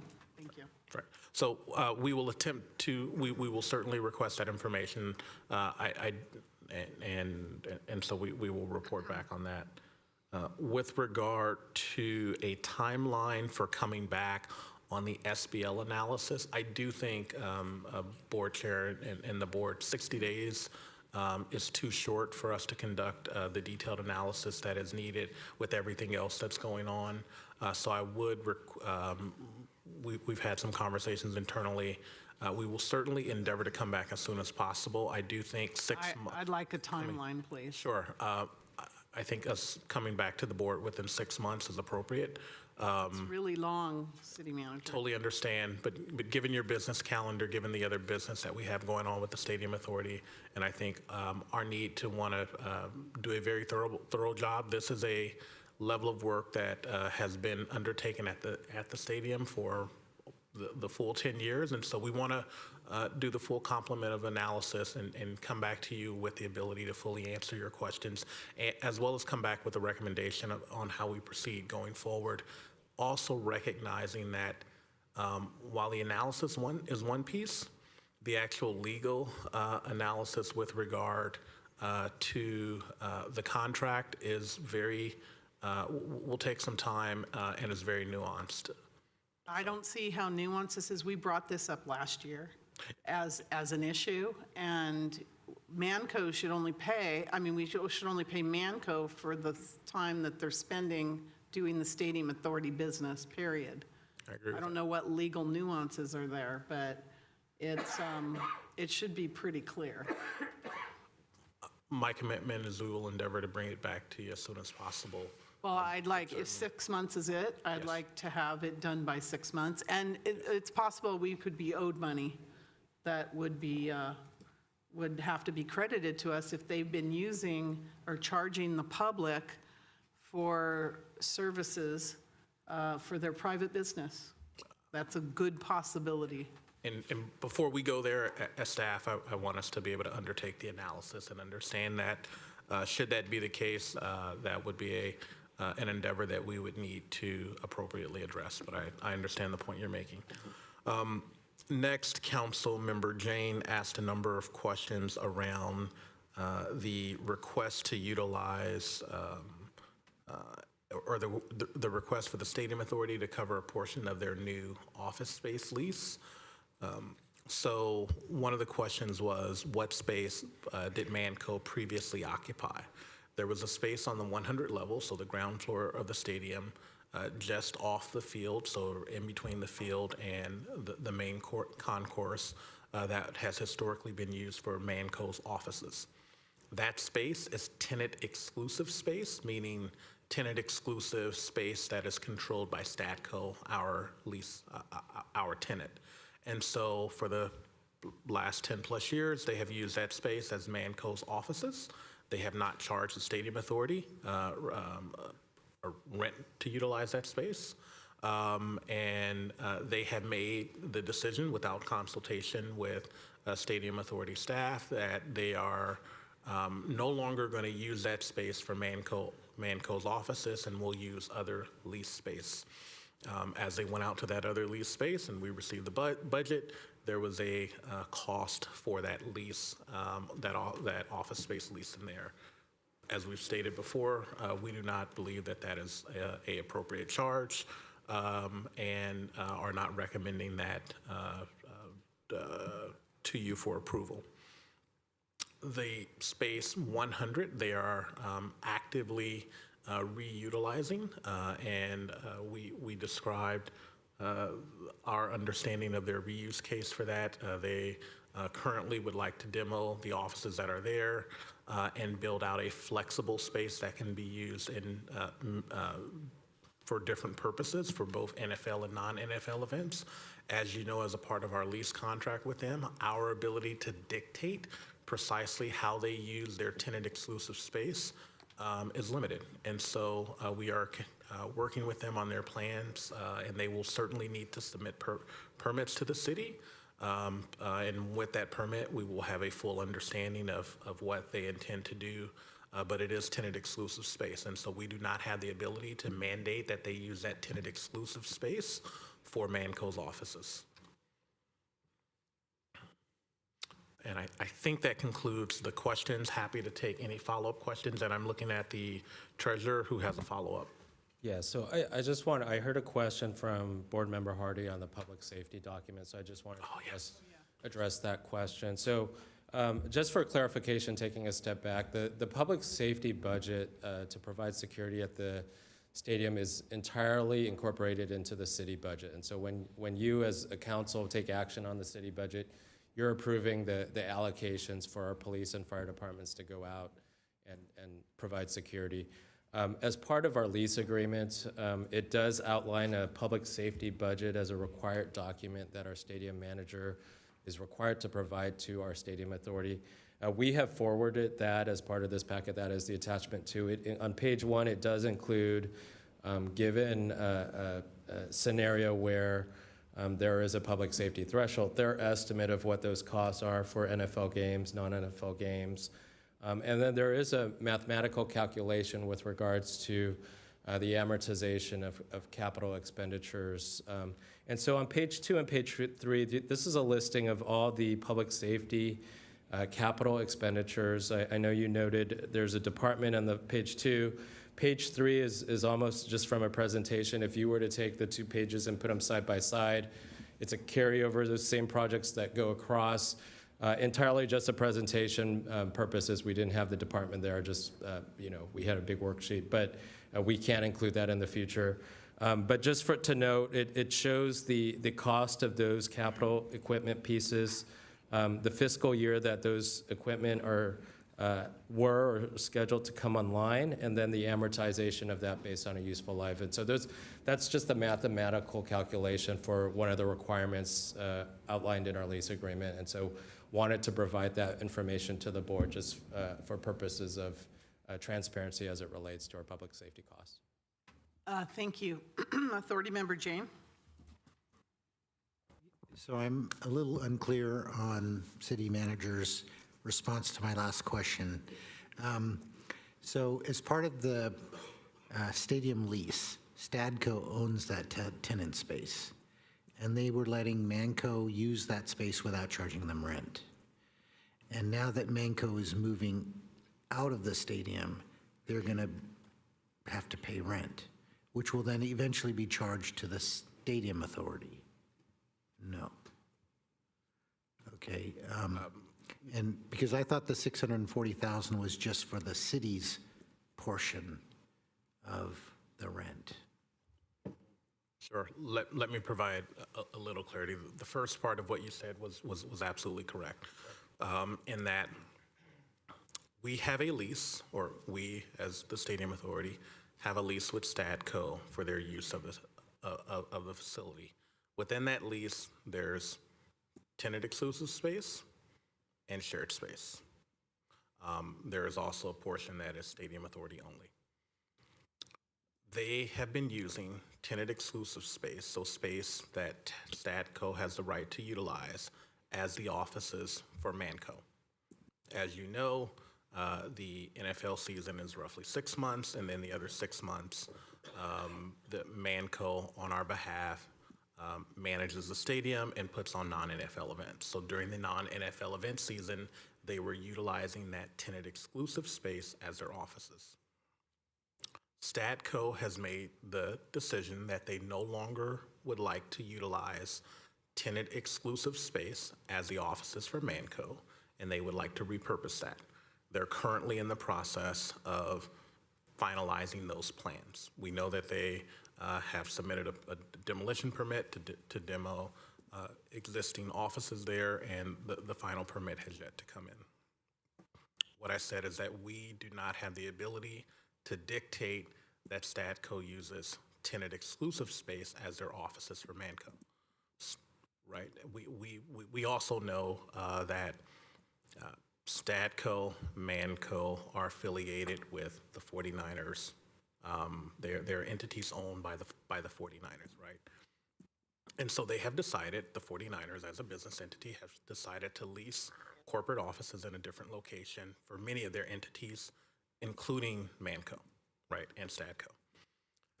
As a part of the budget submittal, $620,000 for next year was included to pay, as reported to us, a portion of their business office rent for Manco, who works 6 months on our behalf to administer the stadium.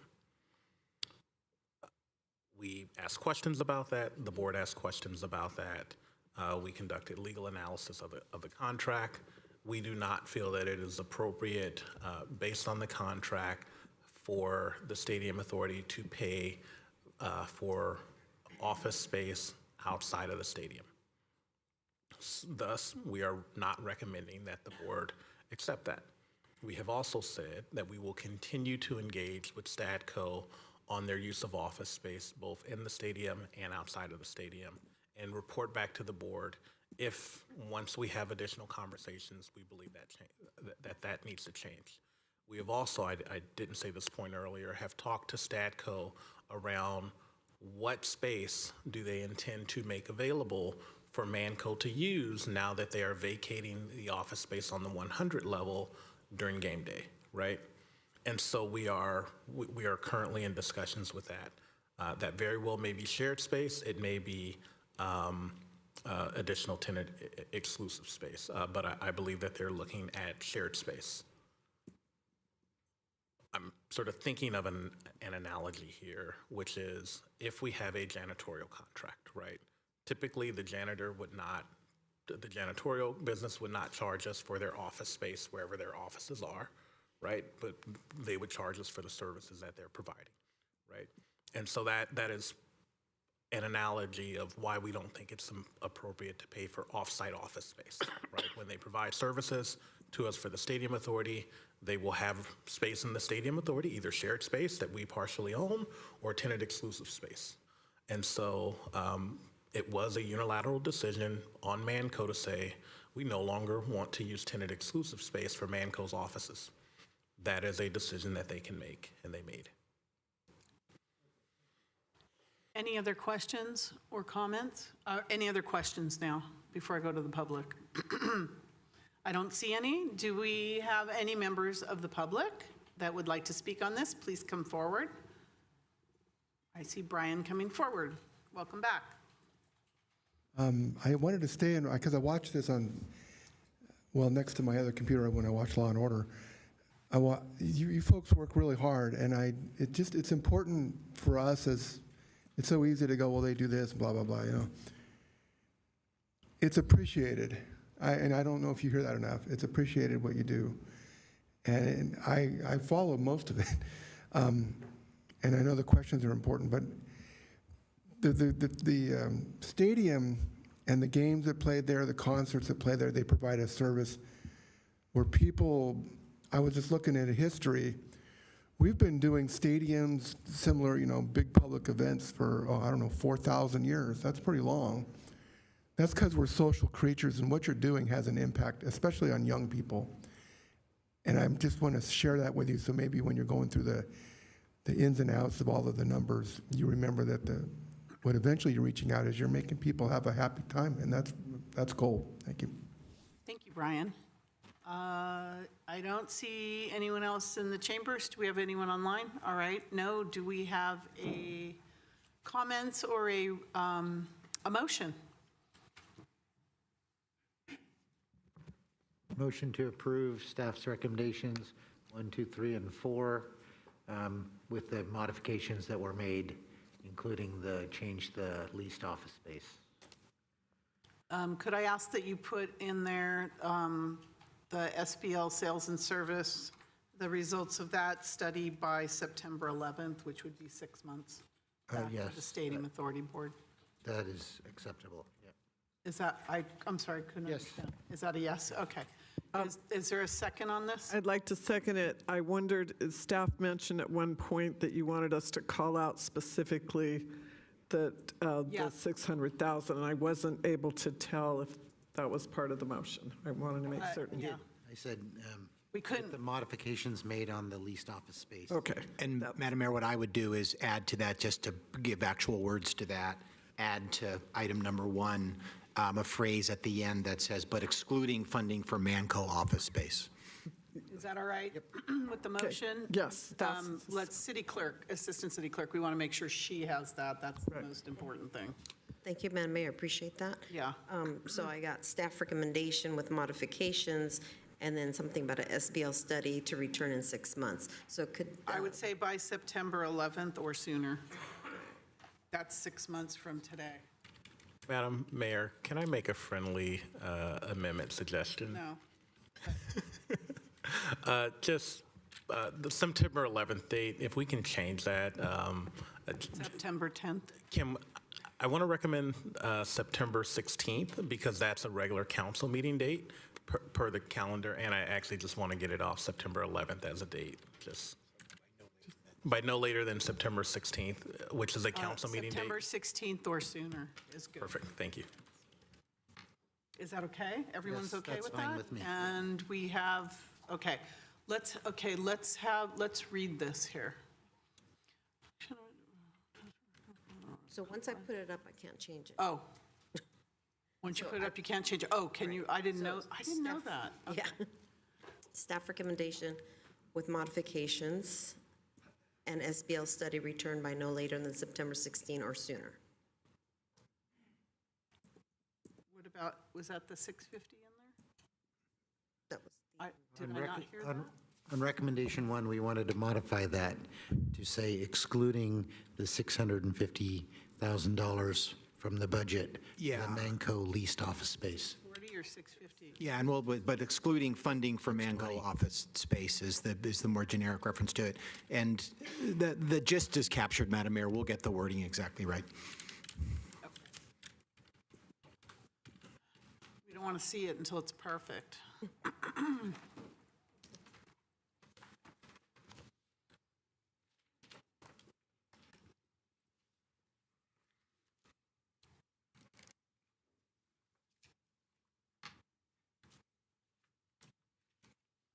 office spaces? Excluding funding for space. We'll include the office spaces. Can you make sure it says office spaces? Okay. It's kind of close to it.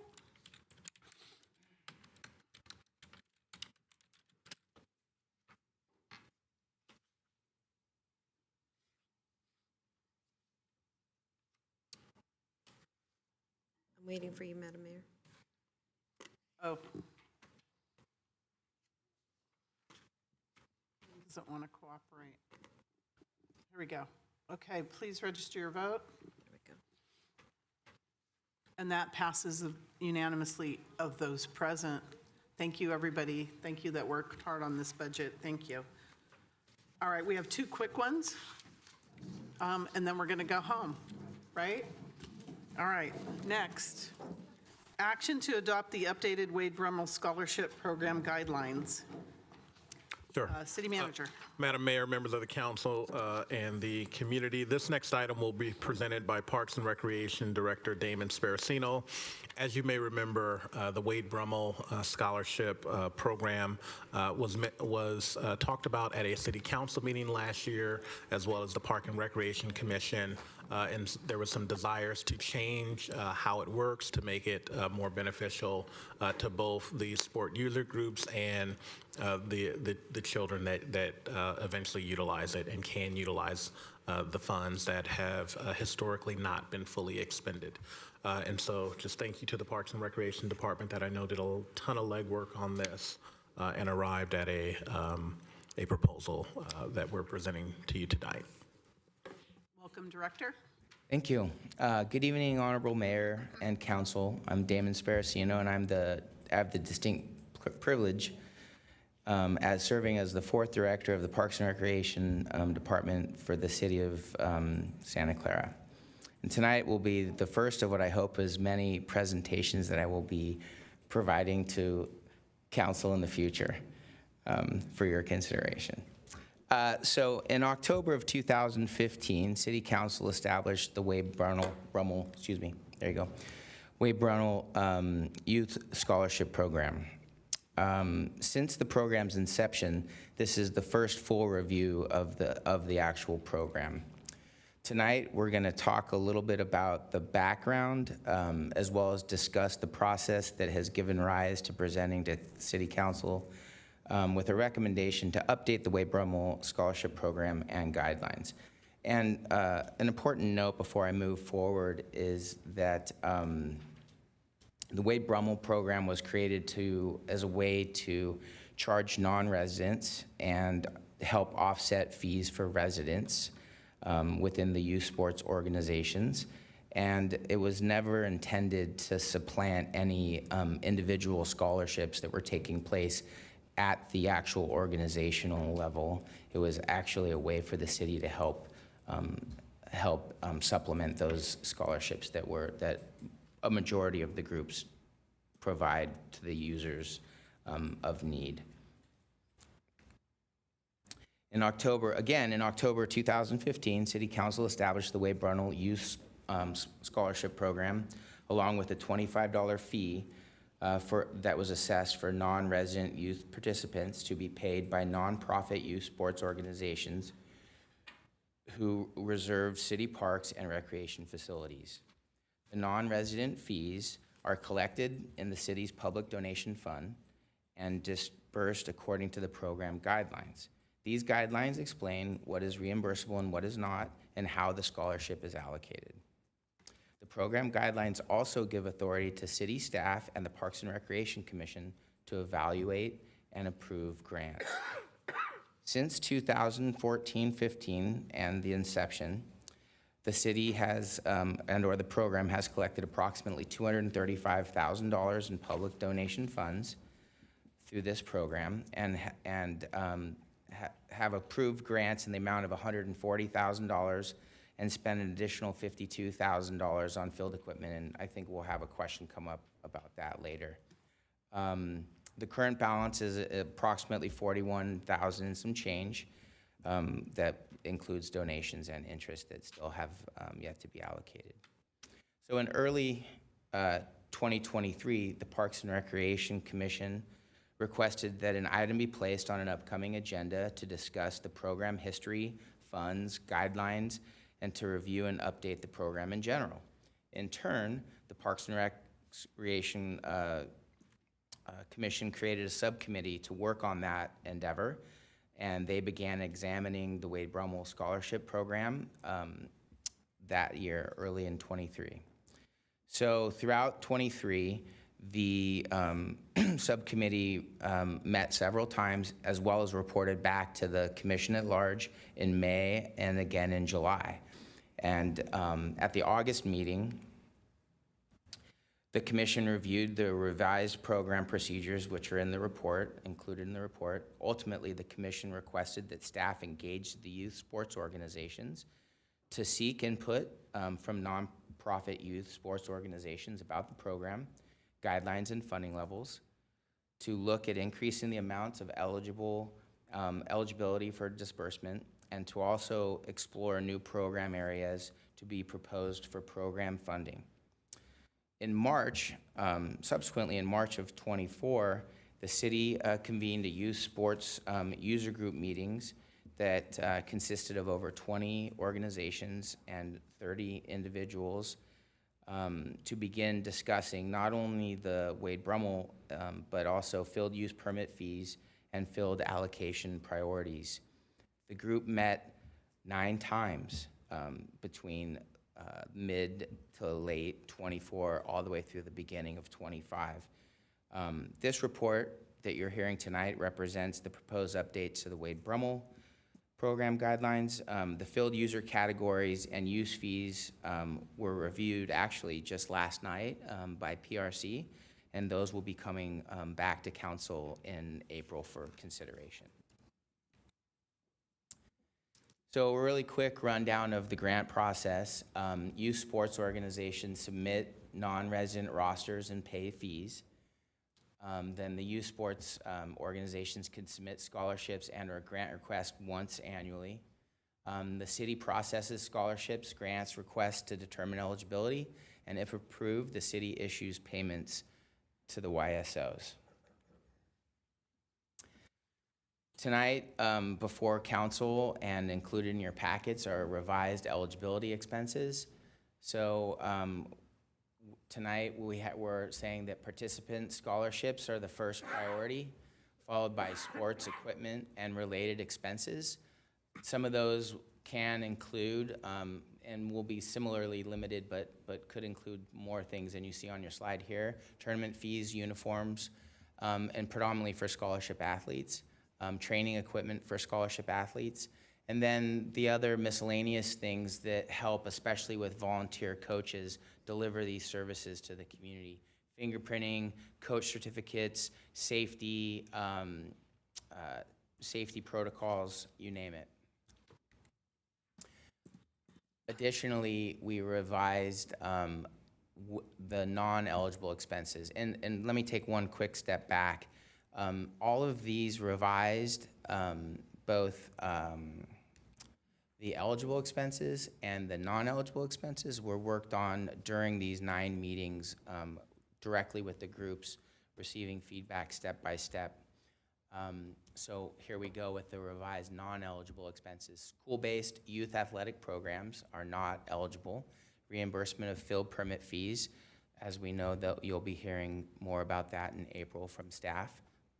Reimbursement for facility rentals, not just fields. Reimbursement of any fees for sports memberships or association. And then reimbursement for liability insurances. In addition to the previously discussed updates, we're also looking at increasing the administrative approval of grant limits up to $2,500 for staff. And then, so that's where staff can, if it's $2,500 or less, staff can consider it and do approval administratively without taking it to commission. And then another one is that the Parks and Rec, as a reminder, Parks and Rec will approve and has approved applications of over $2,500. And then a request for funds may be made by any organization, but only one time per year. And then the other thing is that if a balance of funds is greater than 50,000, this was an interesting one that the groups came up with, that some of those funds can be contributed towards activities that would benefit Santa Clara youth-based organizations based on staff recommendation. And then we would also consider requests from non-contributing Santa Clara-based YSOs and programs, i.e. groups that didn't necessarily pay into the fund. Currently, a good example of that would be the Youth Football League, who used to be a party to this program, but since they predominantly or exclusively rent their fields with the school district, they aren't eligible, and they don't get pay into this, so they're not eligible. Is that Lions football? Yes. Okay. The Lions football. So if there's over $50,000 at the end of the year, Lions could also apply for a portion of the scholarship that's above 50 for consideration.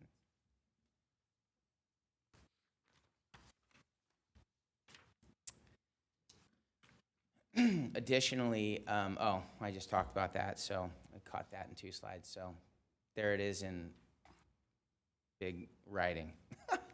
So let's get straight to the recommendation in honoring the mayor's pitch that we were going to have quick items tonight. So on February 10th, the commission reviewed and discussed the updated Wade Brummel Scholarship Program guidelines.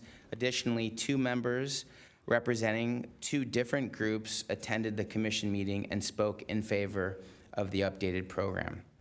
The commission made a unanimous recommendation for council to adopt the updated Wade Brummel Program guidelines, and that concludes staff's presentation on this item.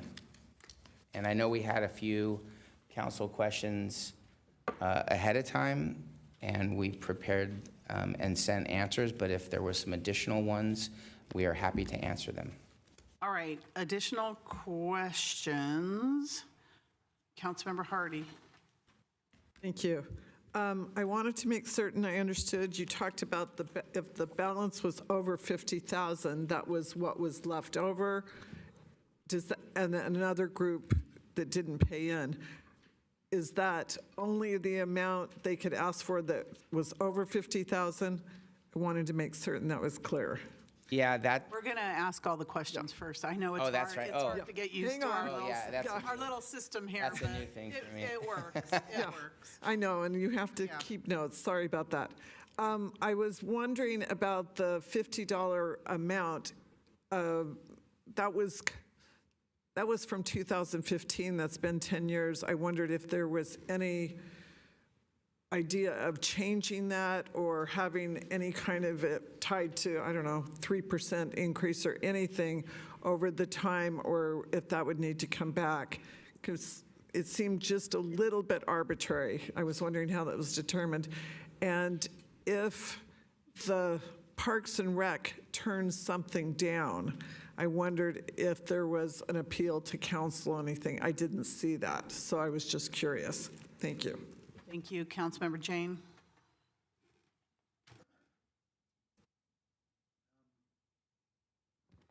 I believe that there is an increase outlined in the document to go from $25 to $35 and then $40 or something.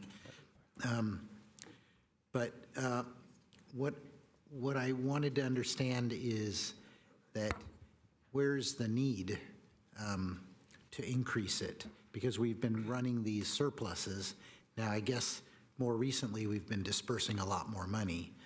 I'm trying to understand sort of the main purpose of the Wade Brummel Fund. I always thought it was to provide scholarships to kids that didn't have the resources to play or buy uniforms. And then it sort of got morphed into subsidizing field fees, and I see that you've disallowed that now. I'm trying to understand really what we believe the main purpose of the Wade Brummel Fund is. If it's scholarships or just support youth sports, that aren't coming from, say, general taxes. Because my goal is that any kid that wants to play should be able to play, but the kids whose parents can pay, they should be paying a reasonable amount.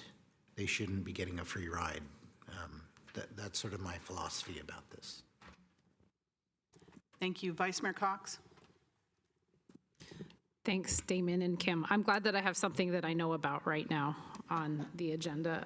So I'm wondering with 4A, we had discussed in Parks and Rec using the surplus for like pancake breakfasts and stuff, but I don't see that there's a cap on that. And I'm wondering if as commissions change over, there would be value in saying that a remaining balance in the fund would be a good idea instead of allowing a potential $50,000 excess to just be bled dry. The other question I have, it says that the grant is live already. Is that the case? I know that it pointed to a place on the website that it would be. One of the concerns before was certainly that it wasn't being utilized much like a grant, but it was kind of a grab and go. And yes, the intention was always scholarships, but at the end of the year, everybody could put their receipts in and get reimbursed. So I'm curious to see if I could go and research the grant myself, if it is live. And then the last part of that was, I think this is saying, and again, based on one of the issues that we had, it's a 60-day margin in order to submit your application for the grant for reimbursement of receipts, if that's what I'm understanding. And I think so too. I'm glad that we finally increased it. It's been 25% for all of these, or $25 for all of these years. But I'm wondering why we're delaying the increase for 2 more years, if there was any rationale behind that. Okay, any other questions? I have one question. Many of these youth groups will have a spring and a fall season, but it says that the applications are only due once a year from the youth groups. So I want to know, how are you going to handle that if there's 2 seasons? And so you never know who is going to come in that needs help for going forward. And I'm pleased to see it's a much simpler process, and maybe there's going to be more visibility on it now. I know a lot of times in the past, the kids didn't even know about it. So, and I think that's the questions for now. Thank you. So when you're ready. Okay, thank you. So to start with Councilmember Hardy's questions about the delta of 50 or more, I think that it would be, and that also helps potentially address one of Councilmember Cox's questions about bleeding it dry versus leaving a base amount of dollars in the account. I think it would be staff's directive to keep it at 50, and it would be the delta above that that would be paid out. Trying to see. So the other question, I think other council members helped me answer, which was that it is going to go up. But I was trying to wait till I got all the questions, and thank you for that. But yes, it is planned on going up. And then another one of the questions was why so incrementally, or why delayed? That was one of Councilmember Cox's questions. So the delay increase has to do with the user groups. Remember, this was a really lengthy engagement process. And we were also coming off of a time where groups were a little less than trusting with how the city had gone through some of the former adjustments for pricing. And we wanted to make sure that we were bargaining and or working with the groups in good faith from the very beginning. And they actually said that they agreed with, we wanted to get them to a point of agreement. And really, this is an interesting program, and it's new to me as I'm new to the city, but this is where the groups pay into something that they then get back to the groups. So it's not where the city is funding it. The groups themselves pay into it, and the groups have a little bit of skin in the game, so to speak, on how those monies get reallocated back throughout the community. So it was the group's wish to delay the start so they can adjust their fees, communicate to their groups, and see how the impact was. That on top of knowing that the field fees were gonna be coming, were like a double hit to them. So they wanted to kind of like just take a step back and have a minute to adjust and see how it was gonna impact how they operate.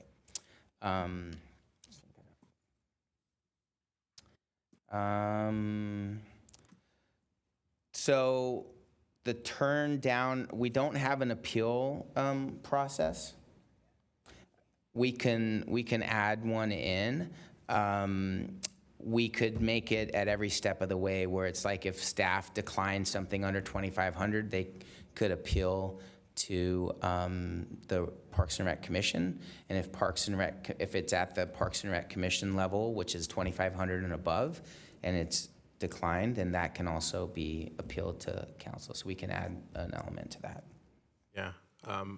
Alternatively, you cannot have an appeal process or delegate to the city manager. I think it's a question of, do you want appeal of a $5,000 item coming to the city council's business meeting? And so totally council discretion on if you want to allow that appeal process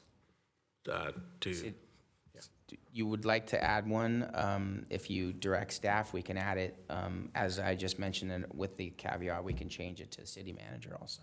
Yeah, but if it starts with staff, it's turned down, then it goes to parks to turn down, then it goes back to staff, it'll be turned down again. So it should, if it happens at all, it should come to the city council.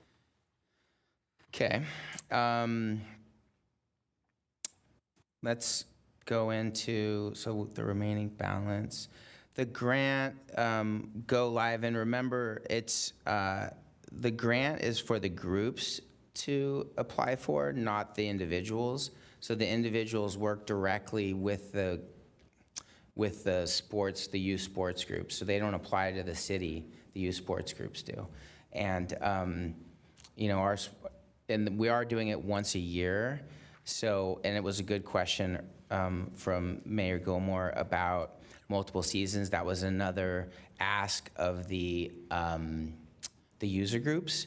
And it's something that, again, I should also mention that we're gonna plan on reviewing this within 2 years. We won't go another 10 years, I hope, without reviewing how this is working and seeing how the monies are coming in and how they're being paid out, which will also help determine the need.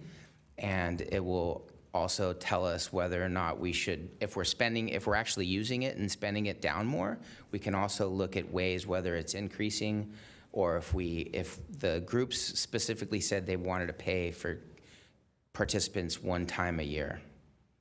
I don't know how they can pay one time when, if you have 2 seasons, these kids don't sign up until like a couple weeks before the season. So you're only going to capture one season and not the other. Yeah, and the other thing is some of the groups, for instance, PAL, have some kids who play multiple things, and they didn't want to necessarily hit those particular participants multiple times a year. I want to thank Kim Castro, our recreation manager, who helped usher this process with the groups, and she's just informed me that the groups agreed that they'll be floating the payment for, but again, we're only checking rosters once a year as of now. Okay. Yeah. You can always amend. Yeah. Yeah, but we need to Because there's 2 seasons. multiple seasons in some cases. Multiple seasons in some cases, yeah. Yes. And we want to make sure that the kids that need it actually get it. And I think not just the ones that are one season. Correct, and I think that also is driven, jumping up to some of Councilmember Jane's questions about the need to increase.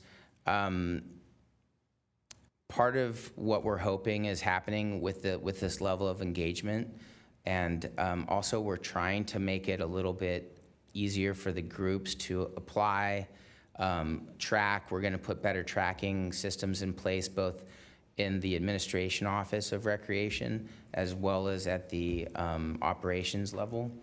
So the goal is to get a higher usage rate for the scholarships. And again, when we come back in a couple of years, I'd like to have a better understanding of what scholarships these groups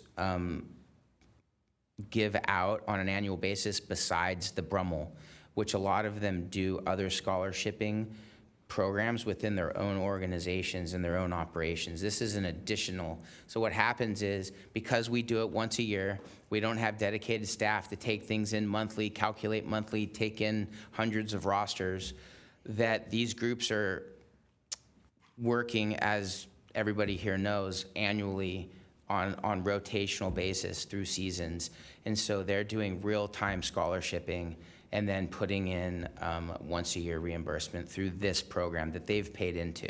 So really, it's not a real time. It's like, look, you ask us once a year, we're gonna pay you for this set amount of kids, and then we're gonna pull that money out and pump it back into our programs, is the way this particular program operates. I get it.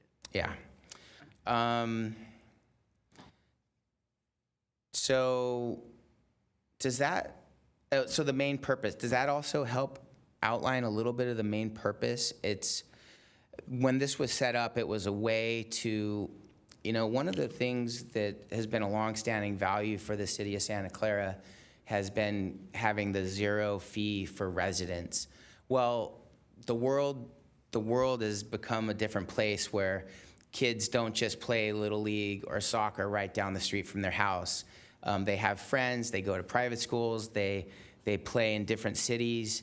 And so I think as that was becoming more prevalent, I think the city and the user groups came to an agreement that there would be a mechanism to still allow these groups to use, but how can we use those out of the city to help offset those that are within the city to make it more affordable. So it was really just an add-on way to pump a couple more dollars back. And it is, again, it's kind of like a co-op, if you will, of a program where the city acts as the clearinghouse. So it's like you pay in, I hold the money, and then we redistribute based on the need of the community. So it was never designed to fulfill every child's need to play sports. That's not what this program was designed to do. Okay, thank you. That's it for the questions. We're going to go to the public. We have a public member online. Mike, when you're ready, unmute yourself. There you go. Welcome. Hello. Good evening, Mayor Gilmore and council members. Damian stated everything quite well.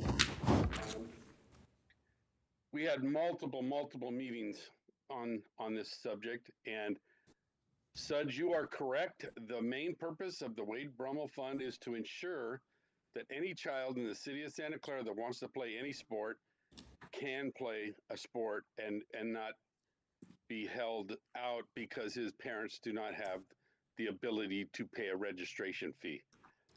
This is a way for sports, for youth groups to pay that registration and recoup those costs. The $25, as Damon said, was left at $25. There are escalations over the next 4 years to $35 and $45. The $25, if you're playing multiple sports, Lisa, a spring and a fall, for instance, you live outside of the city of Santa Clara, you pay one $25 fee. That's it, once a year. The funds, if I have a child that wants to play soccer for PAL and then baseball for Westside Little League, and they get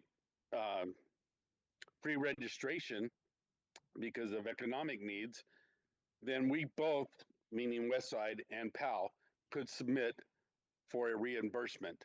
To help Kelly understand a little bit about running the fund dry, we have kind of a system built in that so much is going to be given back for scholarship reimbursements. There's going to be some leftovers. Historically, for the last 10 years, it's been about 50-50. Well, that 50% that we classified as grant money will be held over till the following year, and you submit for your grants the following year. So there will always be some monies in the account, so to speak. Again, there was over 60 people invited to these meetings. Sometimes it was a little contingents between the city and the groups, and sometimes it was between the groups and the groups. But at the end of the day, we all worked it out. This is a good start to a very good system that helps kids, and that's the ultimate goal. And so, as Damon said, we have all agreed to come back in a couple of years or every couple of years and readjust and make this a true living document. All right, thanks, Mike. Thank you, guys. Thanks so much. Appreciate it. Do we have anybody else? I don't see anybody else. All right. Do we have a motion? Councilmember Park. Yes, thank you very much for the presentation. So I'm hearing that we will always have the 50K. We will never run it dry because any scholarships that we give would be above that amount. But is it like a fund? I mean, we're keeping the 50K for a reason. What are we keeping it for? Is it just so we always have something there? I mean, is it something that we want to increase over time? But it only makes sense to increase that amount if we know what we're spending that amount on. And it doesn't seem like we have anything. We just set this arbitrary amount based on historical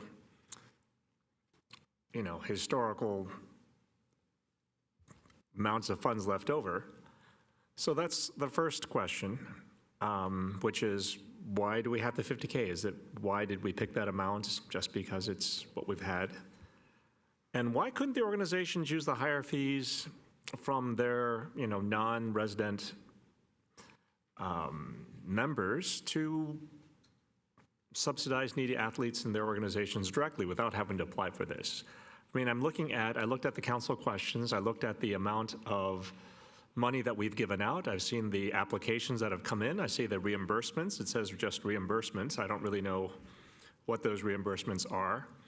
I mean, I'd like to know, instead of just reimbursement for something, like for, fees. I mean, we've got a number of things that we're looking at now that we're specifically looking at as eligible expenses, and it would be nice to know, to break those down with data.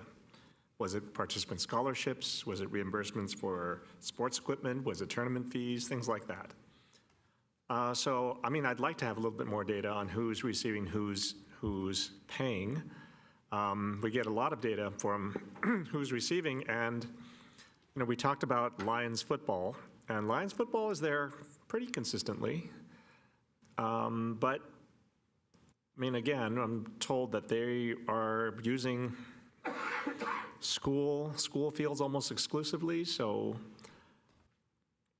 is there any intent to spend the money more towards people using our fields, our services, or because I feel like we're charging a lot of organizations, and then very few organizations are actually receiving money from the Wade Brummel Fund.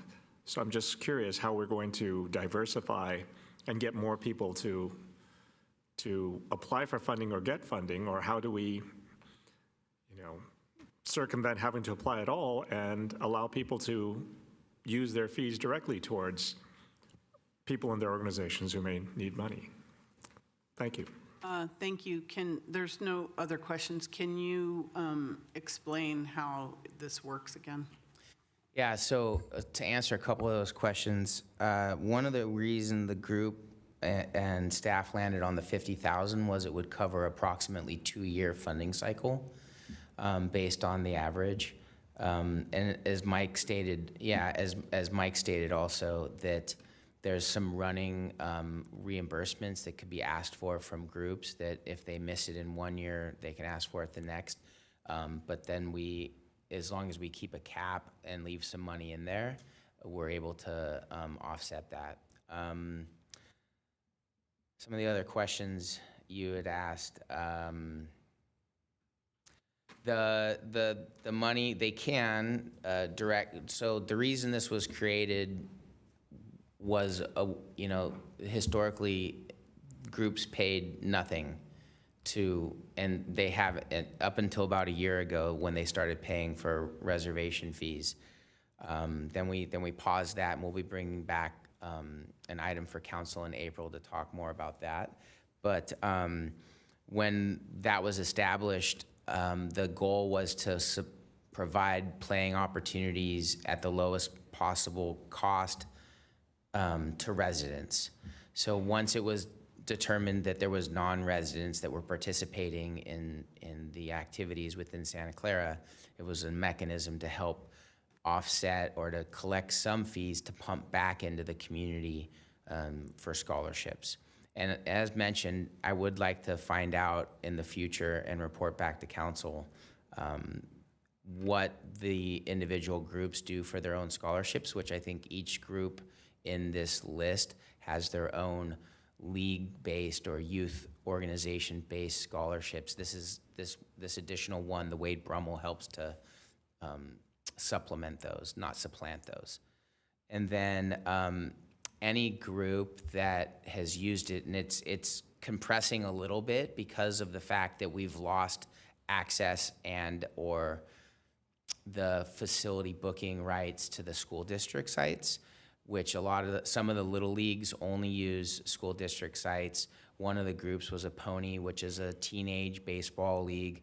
They folded, and then the football league had a lot of previous use, but that's a school district site only. So on a go forward, Councilmember Park, anybody who pays into, and the majority of them, if not all of them, will directly benefit from the fund. I think that covers. I think he had a question on why doesn't the youth groups that collect the money pay directly to the? Yeah, so like I said, they do. The leagues have a way of managing that through their own fee structures. This is a way the city has to hold those people who use our fees with outside residents a little bit accountable and then put dollars back into the community. But if you, for instance, ran a youth soccer league, you can charge everybody a certain amount to help set your internal scholarship amount.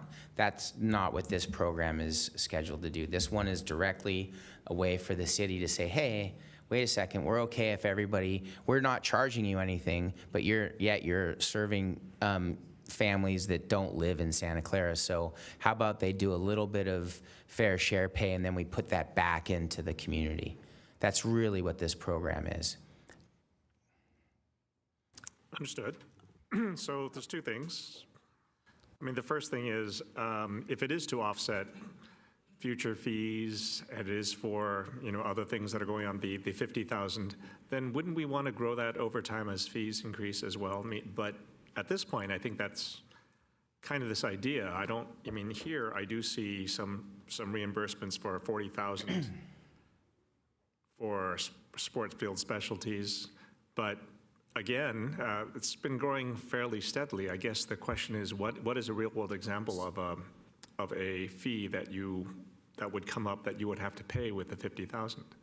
So the sports field specialties are actually items that the city purchased to support these youth leagues, soccer goals, and things of that that are equipment based that these groups are using. Talking about growing a fund, that would be a little bit more relative to the concept around field use fees, which we'll be bringing back in April, that on an ongoing basis, when we start to establish the use or the collection of those fees, as well as the use of or collection of those fees for synthetic fields and lights or things that have real known costs, that we can bank some dollars working with the finance department to help replace those infrastructure needs over time. And if that's true, shouldn't we be looking at spending the money that what the city has banked to improve the sports facilities until we've got. Yeah, but that's not what, these dollars are banked for. These dollars are directly, the reason this whole program exists is called the Wade Brummel Scholarship, Youth Scholarship Program. It's to collect dollars to put back into youth scholarships. Yeah, but my question City is, Manager, when we've got, maybe we can go to you.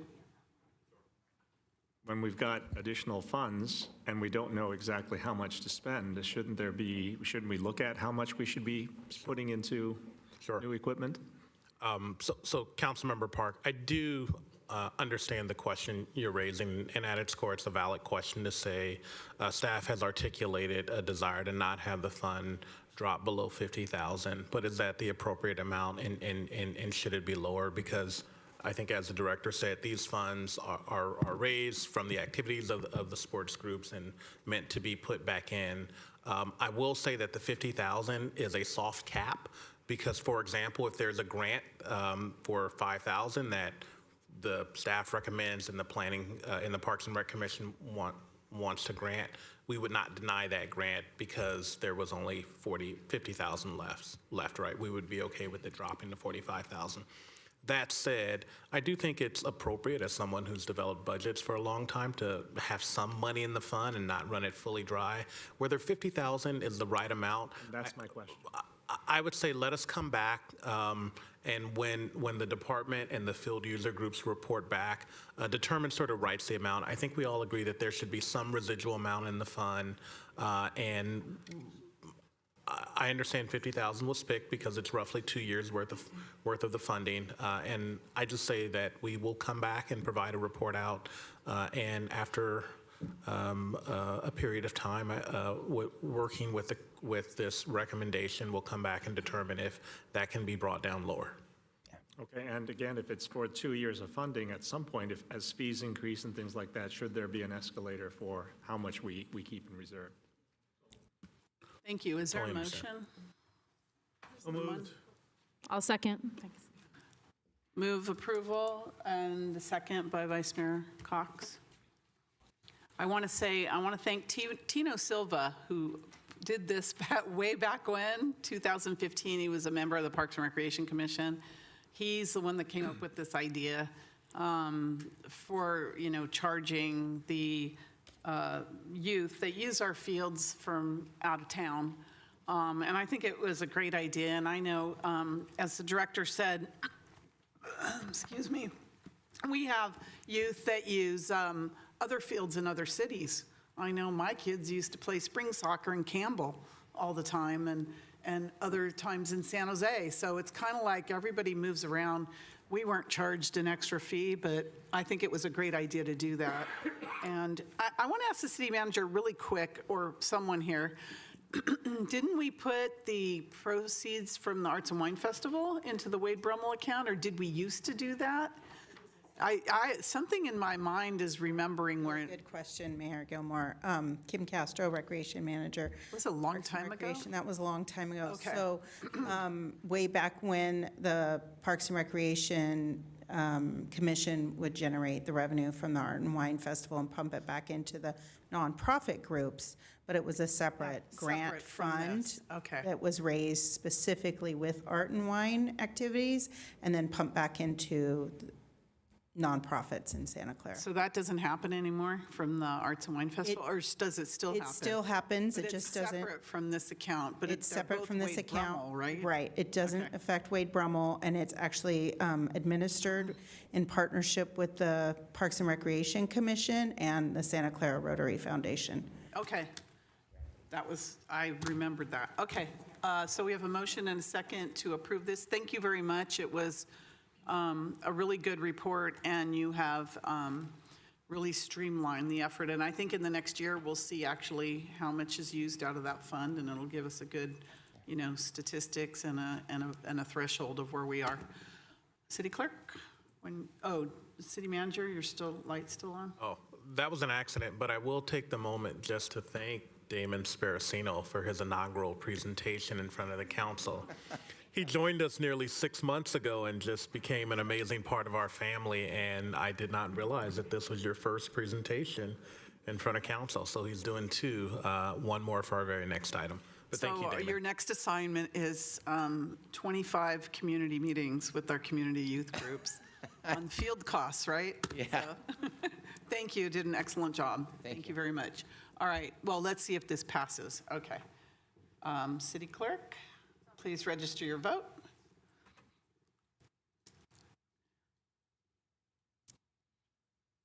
And you got a unanimous vote of those present. Thank you very much. All right. Moving on to our last item. Item number 7, action on the proposed Mission College location for the city's 4th of July special event activities. City Manager. Oh, you're still here. Yeah. Quick intro.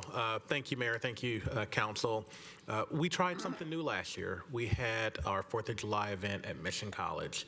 A successful event, but certainly with some growing pains, largely around ingress and egress. And so we are here tonight for a discussion and direction about next year's 4th of July event. We recognize a well-loved community event in Santa Clara for this year, yeah, 2025, yeah, so for the July 2025. So with that, what we really need from you tonight is direction on where the event will be held. Staff has begun their high-level planning, and so with that, I'll turn it over to Damon Sparacino, our Parks and Recreation Director.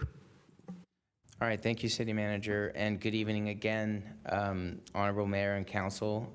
As mentioned, Damon Sparacino, Director of Parks and Recreation, and the goal of this report is to provide the City Council with some historical context around the city, how the city has helped the community celebrate July 4th while seeking direction from Council on where to host this year's celebration. Historically, the city of Santa Clara has hosted a 4th of July all-city picnic and fireworks show at Central Park. Due to budget constraints in fiscal year 21-22, funding for special events in the amount of $360,000, or approximately there, was cut from the Parks and Recreation Department operating budget. As a result, the fireworks portion of the 4th of July celebration activities were eliminated. In 2022 and 2023, the city brought back the 4th of July all-city picnic in Central Park that included activities, interactive recreation activities, food trucks, and entertainment. In 2024, as alluded to by the City Manager, Parks and Recreation was asked to explore the feasibility of restoring the fireworks component of the all-city picnic, and we did through a collaboration with Mission College and Great America. I'd like to touch on a brief history while discussing and considering current events to establish a little context. The city's last fireworks show held in Central Park was in 2019. The city's public safety departments have expressed concerns about hosting a nighttime fireworks show of this magnitude at Central Park, considering the landscape of large-scale community events has changed both locally and across the nation since 2019. Central Park location is not a feasible event location without significant enhancements of resources that are not budgeted and otherwise cost prohibitive for the city. Additionally, while events have been very well attended in prior years, those crowds resulted in congestion in surrounding neighborhoods, impacting public safety's ability to respond to incidents. This event impacted the entire neighborhood as traffic was stopped from Kiley to San Tomas and Homestead to Benton. Emergency services were blocked from accessing the interior of the event due to the size of the crowd. The area has further changed as Magical Bridge Playground takes up a large meadow on the Kiley side. The Central Park School, located at the north end of the park through the Santa Clara Unified School District, has now a fence that field used to be activated for viewing of the fireworks. And the school district has offered to let the city use that space in the future with a couple of conditions. The safety resources be allocated to ensure the safety of their premises during the event, as well as all costs incurred by the school district that are relative to the impact of the event being reimbursed in whole by the city. In 2024, Through analysis and collaboration with local organizations, staff identified and council approved the July 4th all-city picnic and fireworks extravaganza to be held at Mission College. The college campus appeared to have sufficient infrastructure, including available parking, to collaborate and support the event. The city entered into an agreement with Mission College and Great America to host and provide services for the 24 event. Mission College committed to making their facilities and staffing available, including free parking, access to appropriate facilities for staging, day of, campus security, and facility staffing. Staff also worked with the Great America to enhance their existing fireworks show to benefit the overall community. The partnership between Mission College and the city of Santa Clara ensured a comfortable, well-prepared campus demonstrating their commitment to Santa Clara community. Mission College proved to be an ideal venue for the annual holiday celebration, providing spacious grounds for families to enjoy the festivities and convenient access for surrounding neighborhoods. Events highlighted included live entertainment, food trucks, interactive booths, all hosted by city departments, including Parks and Recreation, Police, Fire, Library, and Water and Sewer. Event sponsors supported the events. Amenities included a cooling center and free lawn games. With all the positives, there were definitely a few lessons learned from a first-year event such as this, such as insufficient parking where we thought there would be plenty, obstructed views of the fireworks from certain areas in the plaza, and post-event traffic egress issues as multiple 4th of July celebrations ended around the same time along both the 237 and 101 corridors. Although there was challenges at Mission College, the city is well prepared to address parking and post-event traffic congestion with the potential return of the event at Mission College. Additionally, Mission College and Great America have expressed their willingness to partner with the city again on the 4th of July activities, and as such, staff is recommending that City Council approve the 2025 4th of July All-City Picnic and Fireworks Show at and in partnership with Mission College and Great America. Staff wanted to also share a few photos of for those council members who may not have been in attendance last year to see how well it was attended. This is a photo of the crowd enjoying the pre-firework festivities during the event. Finally, Great America has traditionally offered a 4th of July celebration event and regularly conducts fireworks shows on their property. They have an existing relationship with a fireworks vendor and an approved plan for conducting fireworks shows in a safe manner. Great America has indicated their willingness again to partner with the city for the enhanced fireworks show in '25, and the current estimate for that enhanced fireworks show, including permits, is $20,000. And that can also be funded within existing financial and budgeted resources. Staff also wanted to show for council members that weren't in attendance what the view from the plaza area in Mission College looked like. Now, this would not be the obstructed view of the fireworks. What view was that? I didn't see that. I was like, are you sure? This looks really good. Yeah, this is great. We got it. Whoever took this, we got to stand right there next year or this year. Okay. So in conclusion, the 4th of July fireworks event at Central Park is not advised as it requires significant public safety resources to adequately support the event. A fireworks event can create issues, particularly during a time of year where stadium events are already placing substantial demands on our public safety resources. Due to Mission College existing infrastructure and on-site security, the proposed Mission College location will require a smaller deployment for the city's public safety resources, thus saving limited staffing and funding. The Parks and Recreation Department has sufficient 2024-25 fund balance to support the event at Mission College and the additional fireworks show at Great America. There are, of course, additional costs associated with equipment and staffing from supporting departments, as mentioned earlier, Parks and Recreation, public safety, and those events that help put on the fun activities for the families. The Great America Fireworks and cost will also be offset and help covered by the annual allocation for sponsorship by the Silicon Valley Power, which is a $50,000 sponsorship.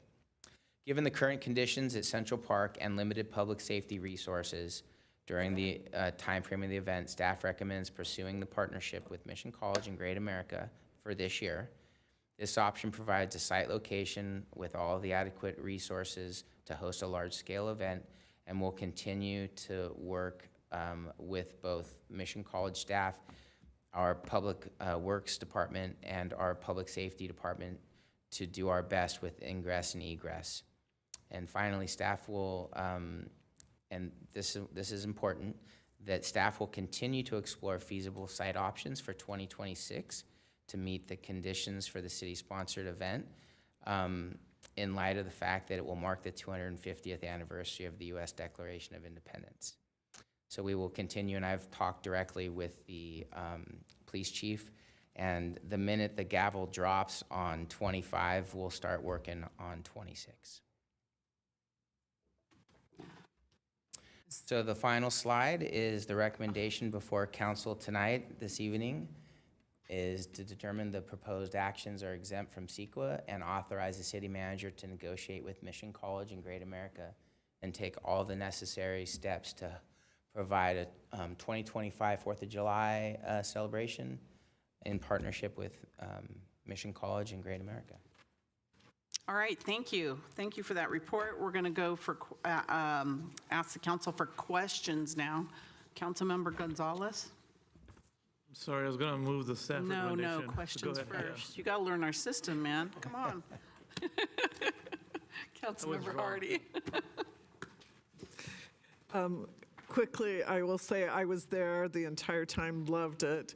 I was also in the part of the lawn where we got sprinkled on right before the fireworks, so. Wake shut. That was, yeah, I didn't have to worry about being too hot. So that was just a little hiccup. The other one was, that is correct, viewing the fireworks, if we can let people know. I know out in the circle was a really good place to stand for that. And a bunch of us figured that out pretty quickly, but some people did not. Leaving afterwards was the problem. And I did chat with the traffic control. They were overwhelmed.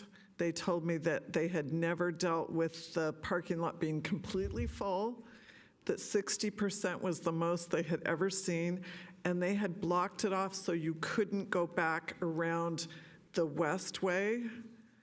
I wasn't quite certain why. Asking them when they were stressed and had people yelling at them was not a good time, and I knew that. But also, we did not, when I walked around to kind of find where the bottleneck was, there was no one at the entrance of Mission College overriding the traffic lights, which I felt there should have been, and that would have made the difference. And once I pointed that out, and that it was amazing how that helped. So just giving the option for that last parking lot that's the farthest west to go out to the left instead of forcing everybody to turn right, sit there. And I saw people getting very creative with where they were putting their cars to get out. And I was worried about there being damage to the sidewalks and other things because Mission College was a wonderful host. Just for history's sake, it was 2002. It was the city's sesquicentennial, and that's when we first started doing the fireworks in Central Park. When I moved here in '85, it was always at Great America, and I lived right over there, and we'd sit on the front lawn and watch it, and that was the fireworks, and it was not until 2002 that we change that. And you're right, some infrastructure things have changed, and that big lawn next to the elementary school is not necessarily appropriate. I would probably know that best because one year I was net control for the ham radios that were overseeing that, and that was the year we had 3 children that were abandoned by their mother and left in the park, and a child fall off the bars and break a leg. And I was the one that called in for help, and so I know that better than anyone, the struggles that can happen there. Thank you. Vice Mayor Cox. Thanks. I want to understand a little bit about the budget that we do have for it. I don't want to be the wet blanket and say like I didn't like Mission, but when I talk to people in the community, I think one of the most prevalent questions I'm asked is when are we going back to Central Park and are we going to have fireworks again? And I know that it's a huge load on public safety. I think that on July 2nd, we're ending the World Cup and they're going right into this other thing. So I see the value in this year doing it, but I want to know, do we have the money to host this ourselves again?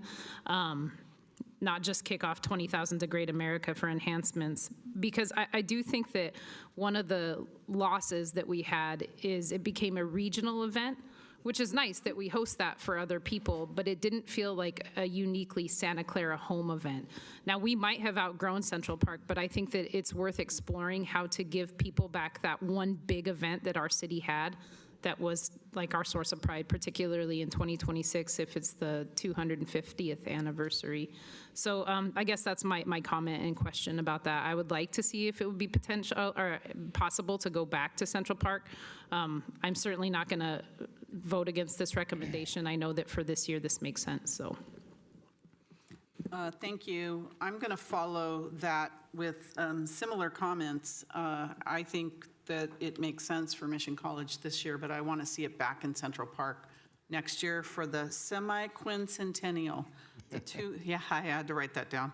The 250-year celebration of our country, and I signed us up when I was at the U.S. Conference of Mayors to be one of the 250 cities that celebrate this. FYI, City Manager, I think I may have told you.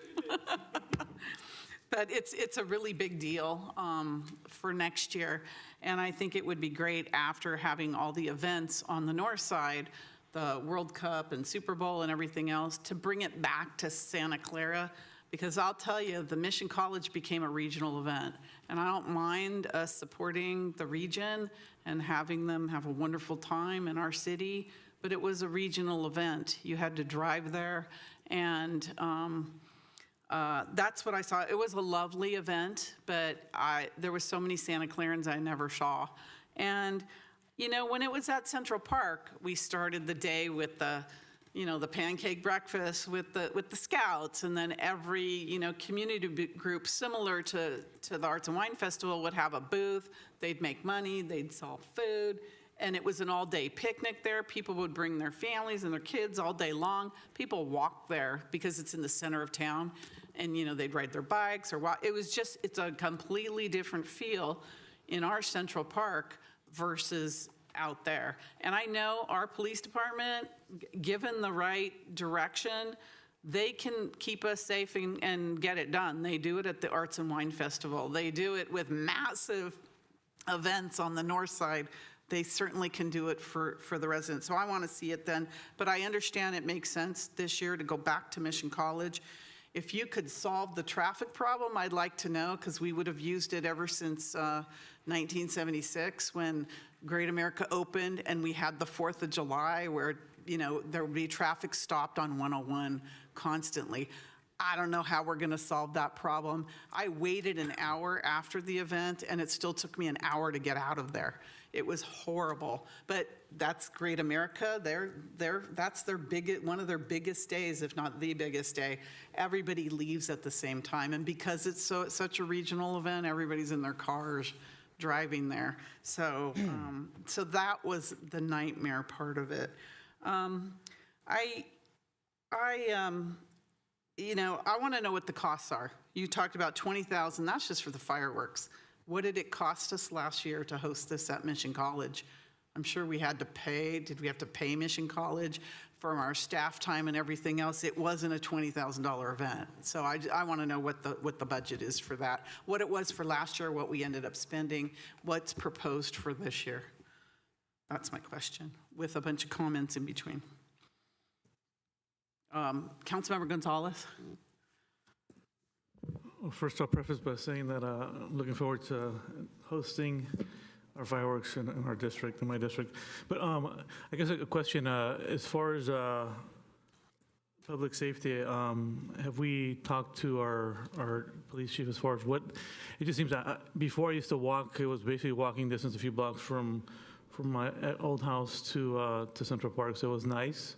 But I think in today's world, I think it's different to make it safe, make things safer. So I'm just wondering if we've talked to our police chief as far as saying what works best.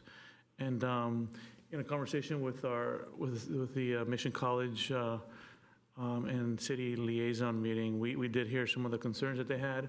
And I know our assistant city manager Baker was there to hear and to take back that information. So I think that's been captured here as far as some of the things that we've heard today in the presentation. So I'm sure things will be even better next year. But just that question as far as safety. And I think that's it for the questions. Or we had a lot of comments, but Yeah, there's a few questions sprinkled I was in trying there. to catch the questions in Right. there. There's a few sprinkled. Yeah.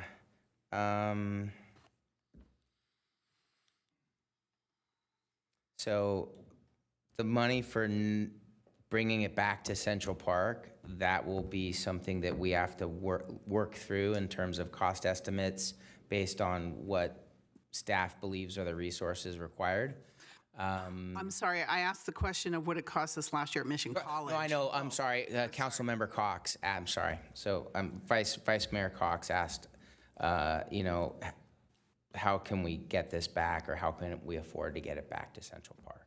And we'll have to look into what it would cost, not just what we used to pay to have it at Central Park, but what additional safety measures and or other things would be in place, including fireworks have gone up a few bucks since the last time we did this. So we'll have to pull that together as soon as possible to help inform staff and city manager, finance, and then bring that to council for budget approvals. We won't know that off the top of our head.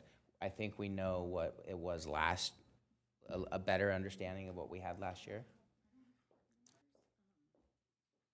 Mayor and council, I don't have hard numbers for what it costs, but we did do the kind of the expense sheet, and we were at about a $4,000 delta. Like that, it costs about $4,000 more than what we raised. We did a lot of fundraising around the event last year. So What was the total cost? I don't know what that means. 4,000 of what to what? it was neutral, cost neutral. Yeah. So we'll get it to you. Yeah. It'll come through a city manager report. Yeah, let's just say we'll do an off-agenda report to report on last year's Yeah, I just want to know. cost at Mission College, as well as the full projection for this year's costs. And then that will be the basis from which we talk about the 2026 estimate. Yeah. And that was a good point. You raised money.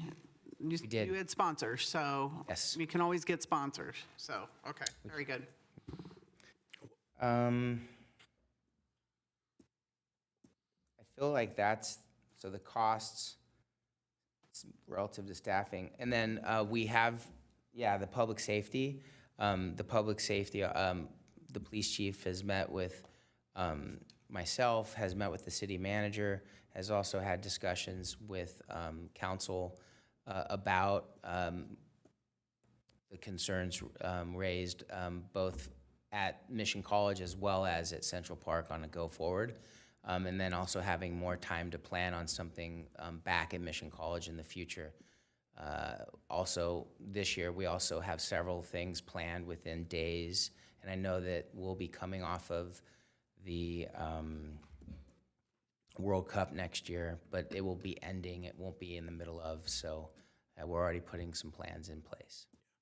Just to expand upon that, last year when we were first discussing Mission College versus Central Park, the police chief at that time, Pat Nicolai, came and recommended Mission College and had a full articulation of why.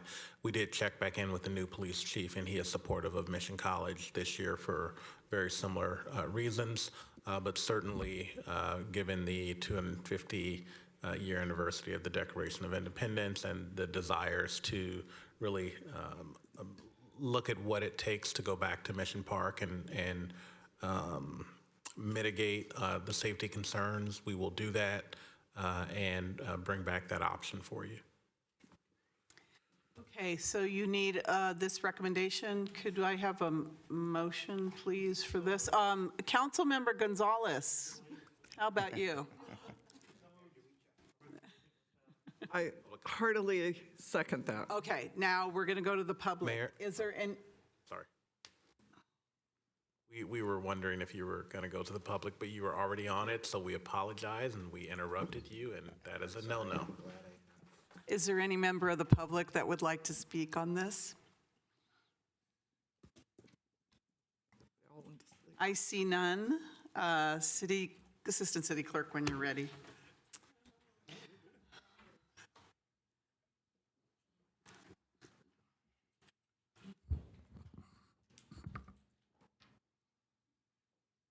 Please register your vote.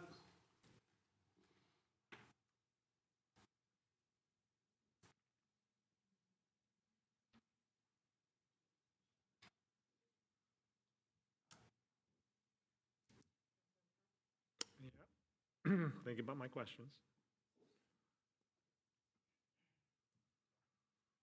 And that passes unanimously of those present. Thank you very much for those excellent reports. Madam Mayor, we have Yes. a hand up that came after. Oh, a hand up? Oh, Councilmember Park, we voted on it already, but is there something you'd like to say? Yeah, I did have some comments because I hear a lot about, well, Central Park. And as someone who lives right near Central Park and dealt with a lot of the traffic and a lot of the aftermath of that, I can imagine, which is why when people talk about events at the stadium, I actually understand what goes on there. I remember when I first moved into the area, we had really nice events, and it wasn't nearly as bad because we had the parking at the old Kaiser Hospital. And when the parking at the old Kaiser Hospital went away, it was terrible. Everything, it was night and day. We had people not just parking in the neighborhoods, parking in people's driveways, parking on people's lawns, because there isn't a lot of parking space there. I mean, red curb, white curb didn't matter. People just parked wherever they could. And when it comes to walking there, walking wasn't much safer either, because you had a lot of people going back and forth that pushed people into the streets. So at some point, Kaiser Drive itself became not very drivable. And even if you did drive there, you didn't want to get to the intersection because there's nowhere to go from that point. So I think that there's a lot to think about, because a lot has changed even from the early 2000s when people remember how great it was. That said, I think that having more events would be good, but in my mind, I think fireworks are literally money burning in the area. Like I think, woo, boom, school bus, boom, traffic light, new school equipment. Can you wrap up? I know there's people that would like to move on and go home. Okay. Interesting. But I'm saying that, if you had asked these, I'd actually put my request to speak before, otherwise it would have been cleared. But I think that we need to have a study about this. And I think that to have this study, it's not just the council. I think that we should go to the public. I think there should be some workshops like we used to do in the past. Right. I mean, I think that there are a number of people who would really like Central Park. But at the end of the day, I like the fact that we have bigger displays, centralized, without spending too much additional money for competing, because Great America is still going to have, for a while at least, still going to have its fireworks show. And I don't know that we want to compete with that. I think while that Great America is here and while we have that resource, I think that we should be using that resource as much as we can. So again, I don't begrudge people for wanting to have a Santa Clara event, but there's nothing that says we can't make the Mission College event or wherever we put that event more Santa Clara-like. There's nothing that prevents us from having a pancake breakfast there. There's nothing that prevents us from having shuttles that go from any place in the city to where we're having the event, where we're having viewings, and I think that these are also things we should consider. Thank you. Thank you. Reports of members and special committees. Do we have any? Seeing none, City Manager. As we said earlier, an update on Super Bowl 60 will be at your next meeting on March 25th during the general business. Thank you very much. May I have a motion to adjourn? Oh, Councilmember Park, you're up again? Yeah, so literally, I am pushing the request to speak, and it's turning off, and I press it again, and it turns off, and I press it again, so I don't know Do you have what's something going to on say, here. Councilmember I do. Park? So we came back from the National League of Cities Conference in Washington, D.C. It was a very interesting conference. I think the things that were top of mind were the changes, the funding from the federal government, also housing and homeless issues, but a lot of things that came down to, people used to worry about housing, about homelessness, about jobs, and now they're worried about education. So these are some of the big changes that we're seeing here. That said, it was one of the lowest energy events that I had been to in a while, and we had a keynote speech by Vice President J.D. Vance, and it was, I'd say it was very interesting. That said, also as part of the IT committee, where people are talking about AI, and I think that it would be really nice if this city also had some thoughts about AI policy and AI use, because, I mean, we hear, even on council, people are making queries, people are using the AI tools, and we should really think about the liability of what AI tools will do if we don't have a process to control how it gets to our residents. Thank you. Thank you very much. Is there a motion to adjourn? I'm sorry?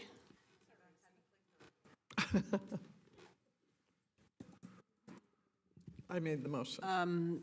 Councilmember Hardy and seconded by Councilmember Gonzalez.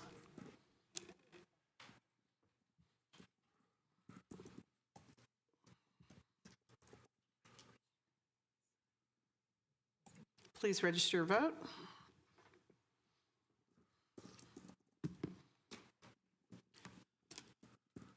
Who are we waiting for? Councilmember Park, please register your vote. And that passes unanimously, and this meeting is adjourned. Thank you, everybody. Get home safely.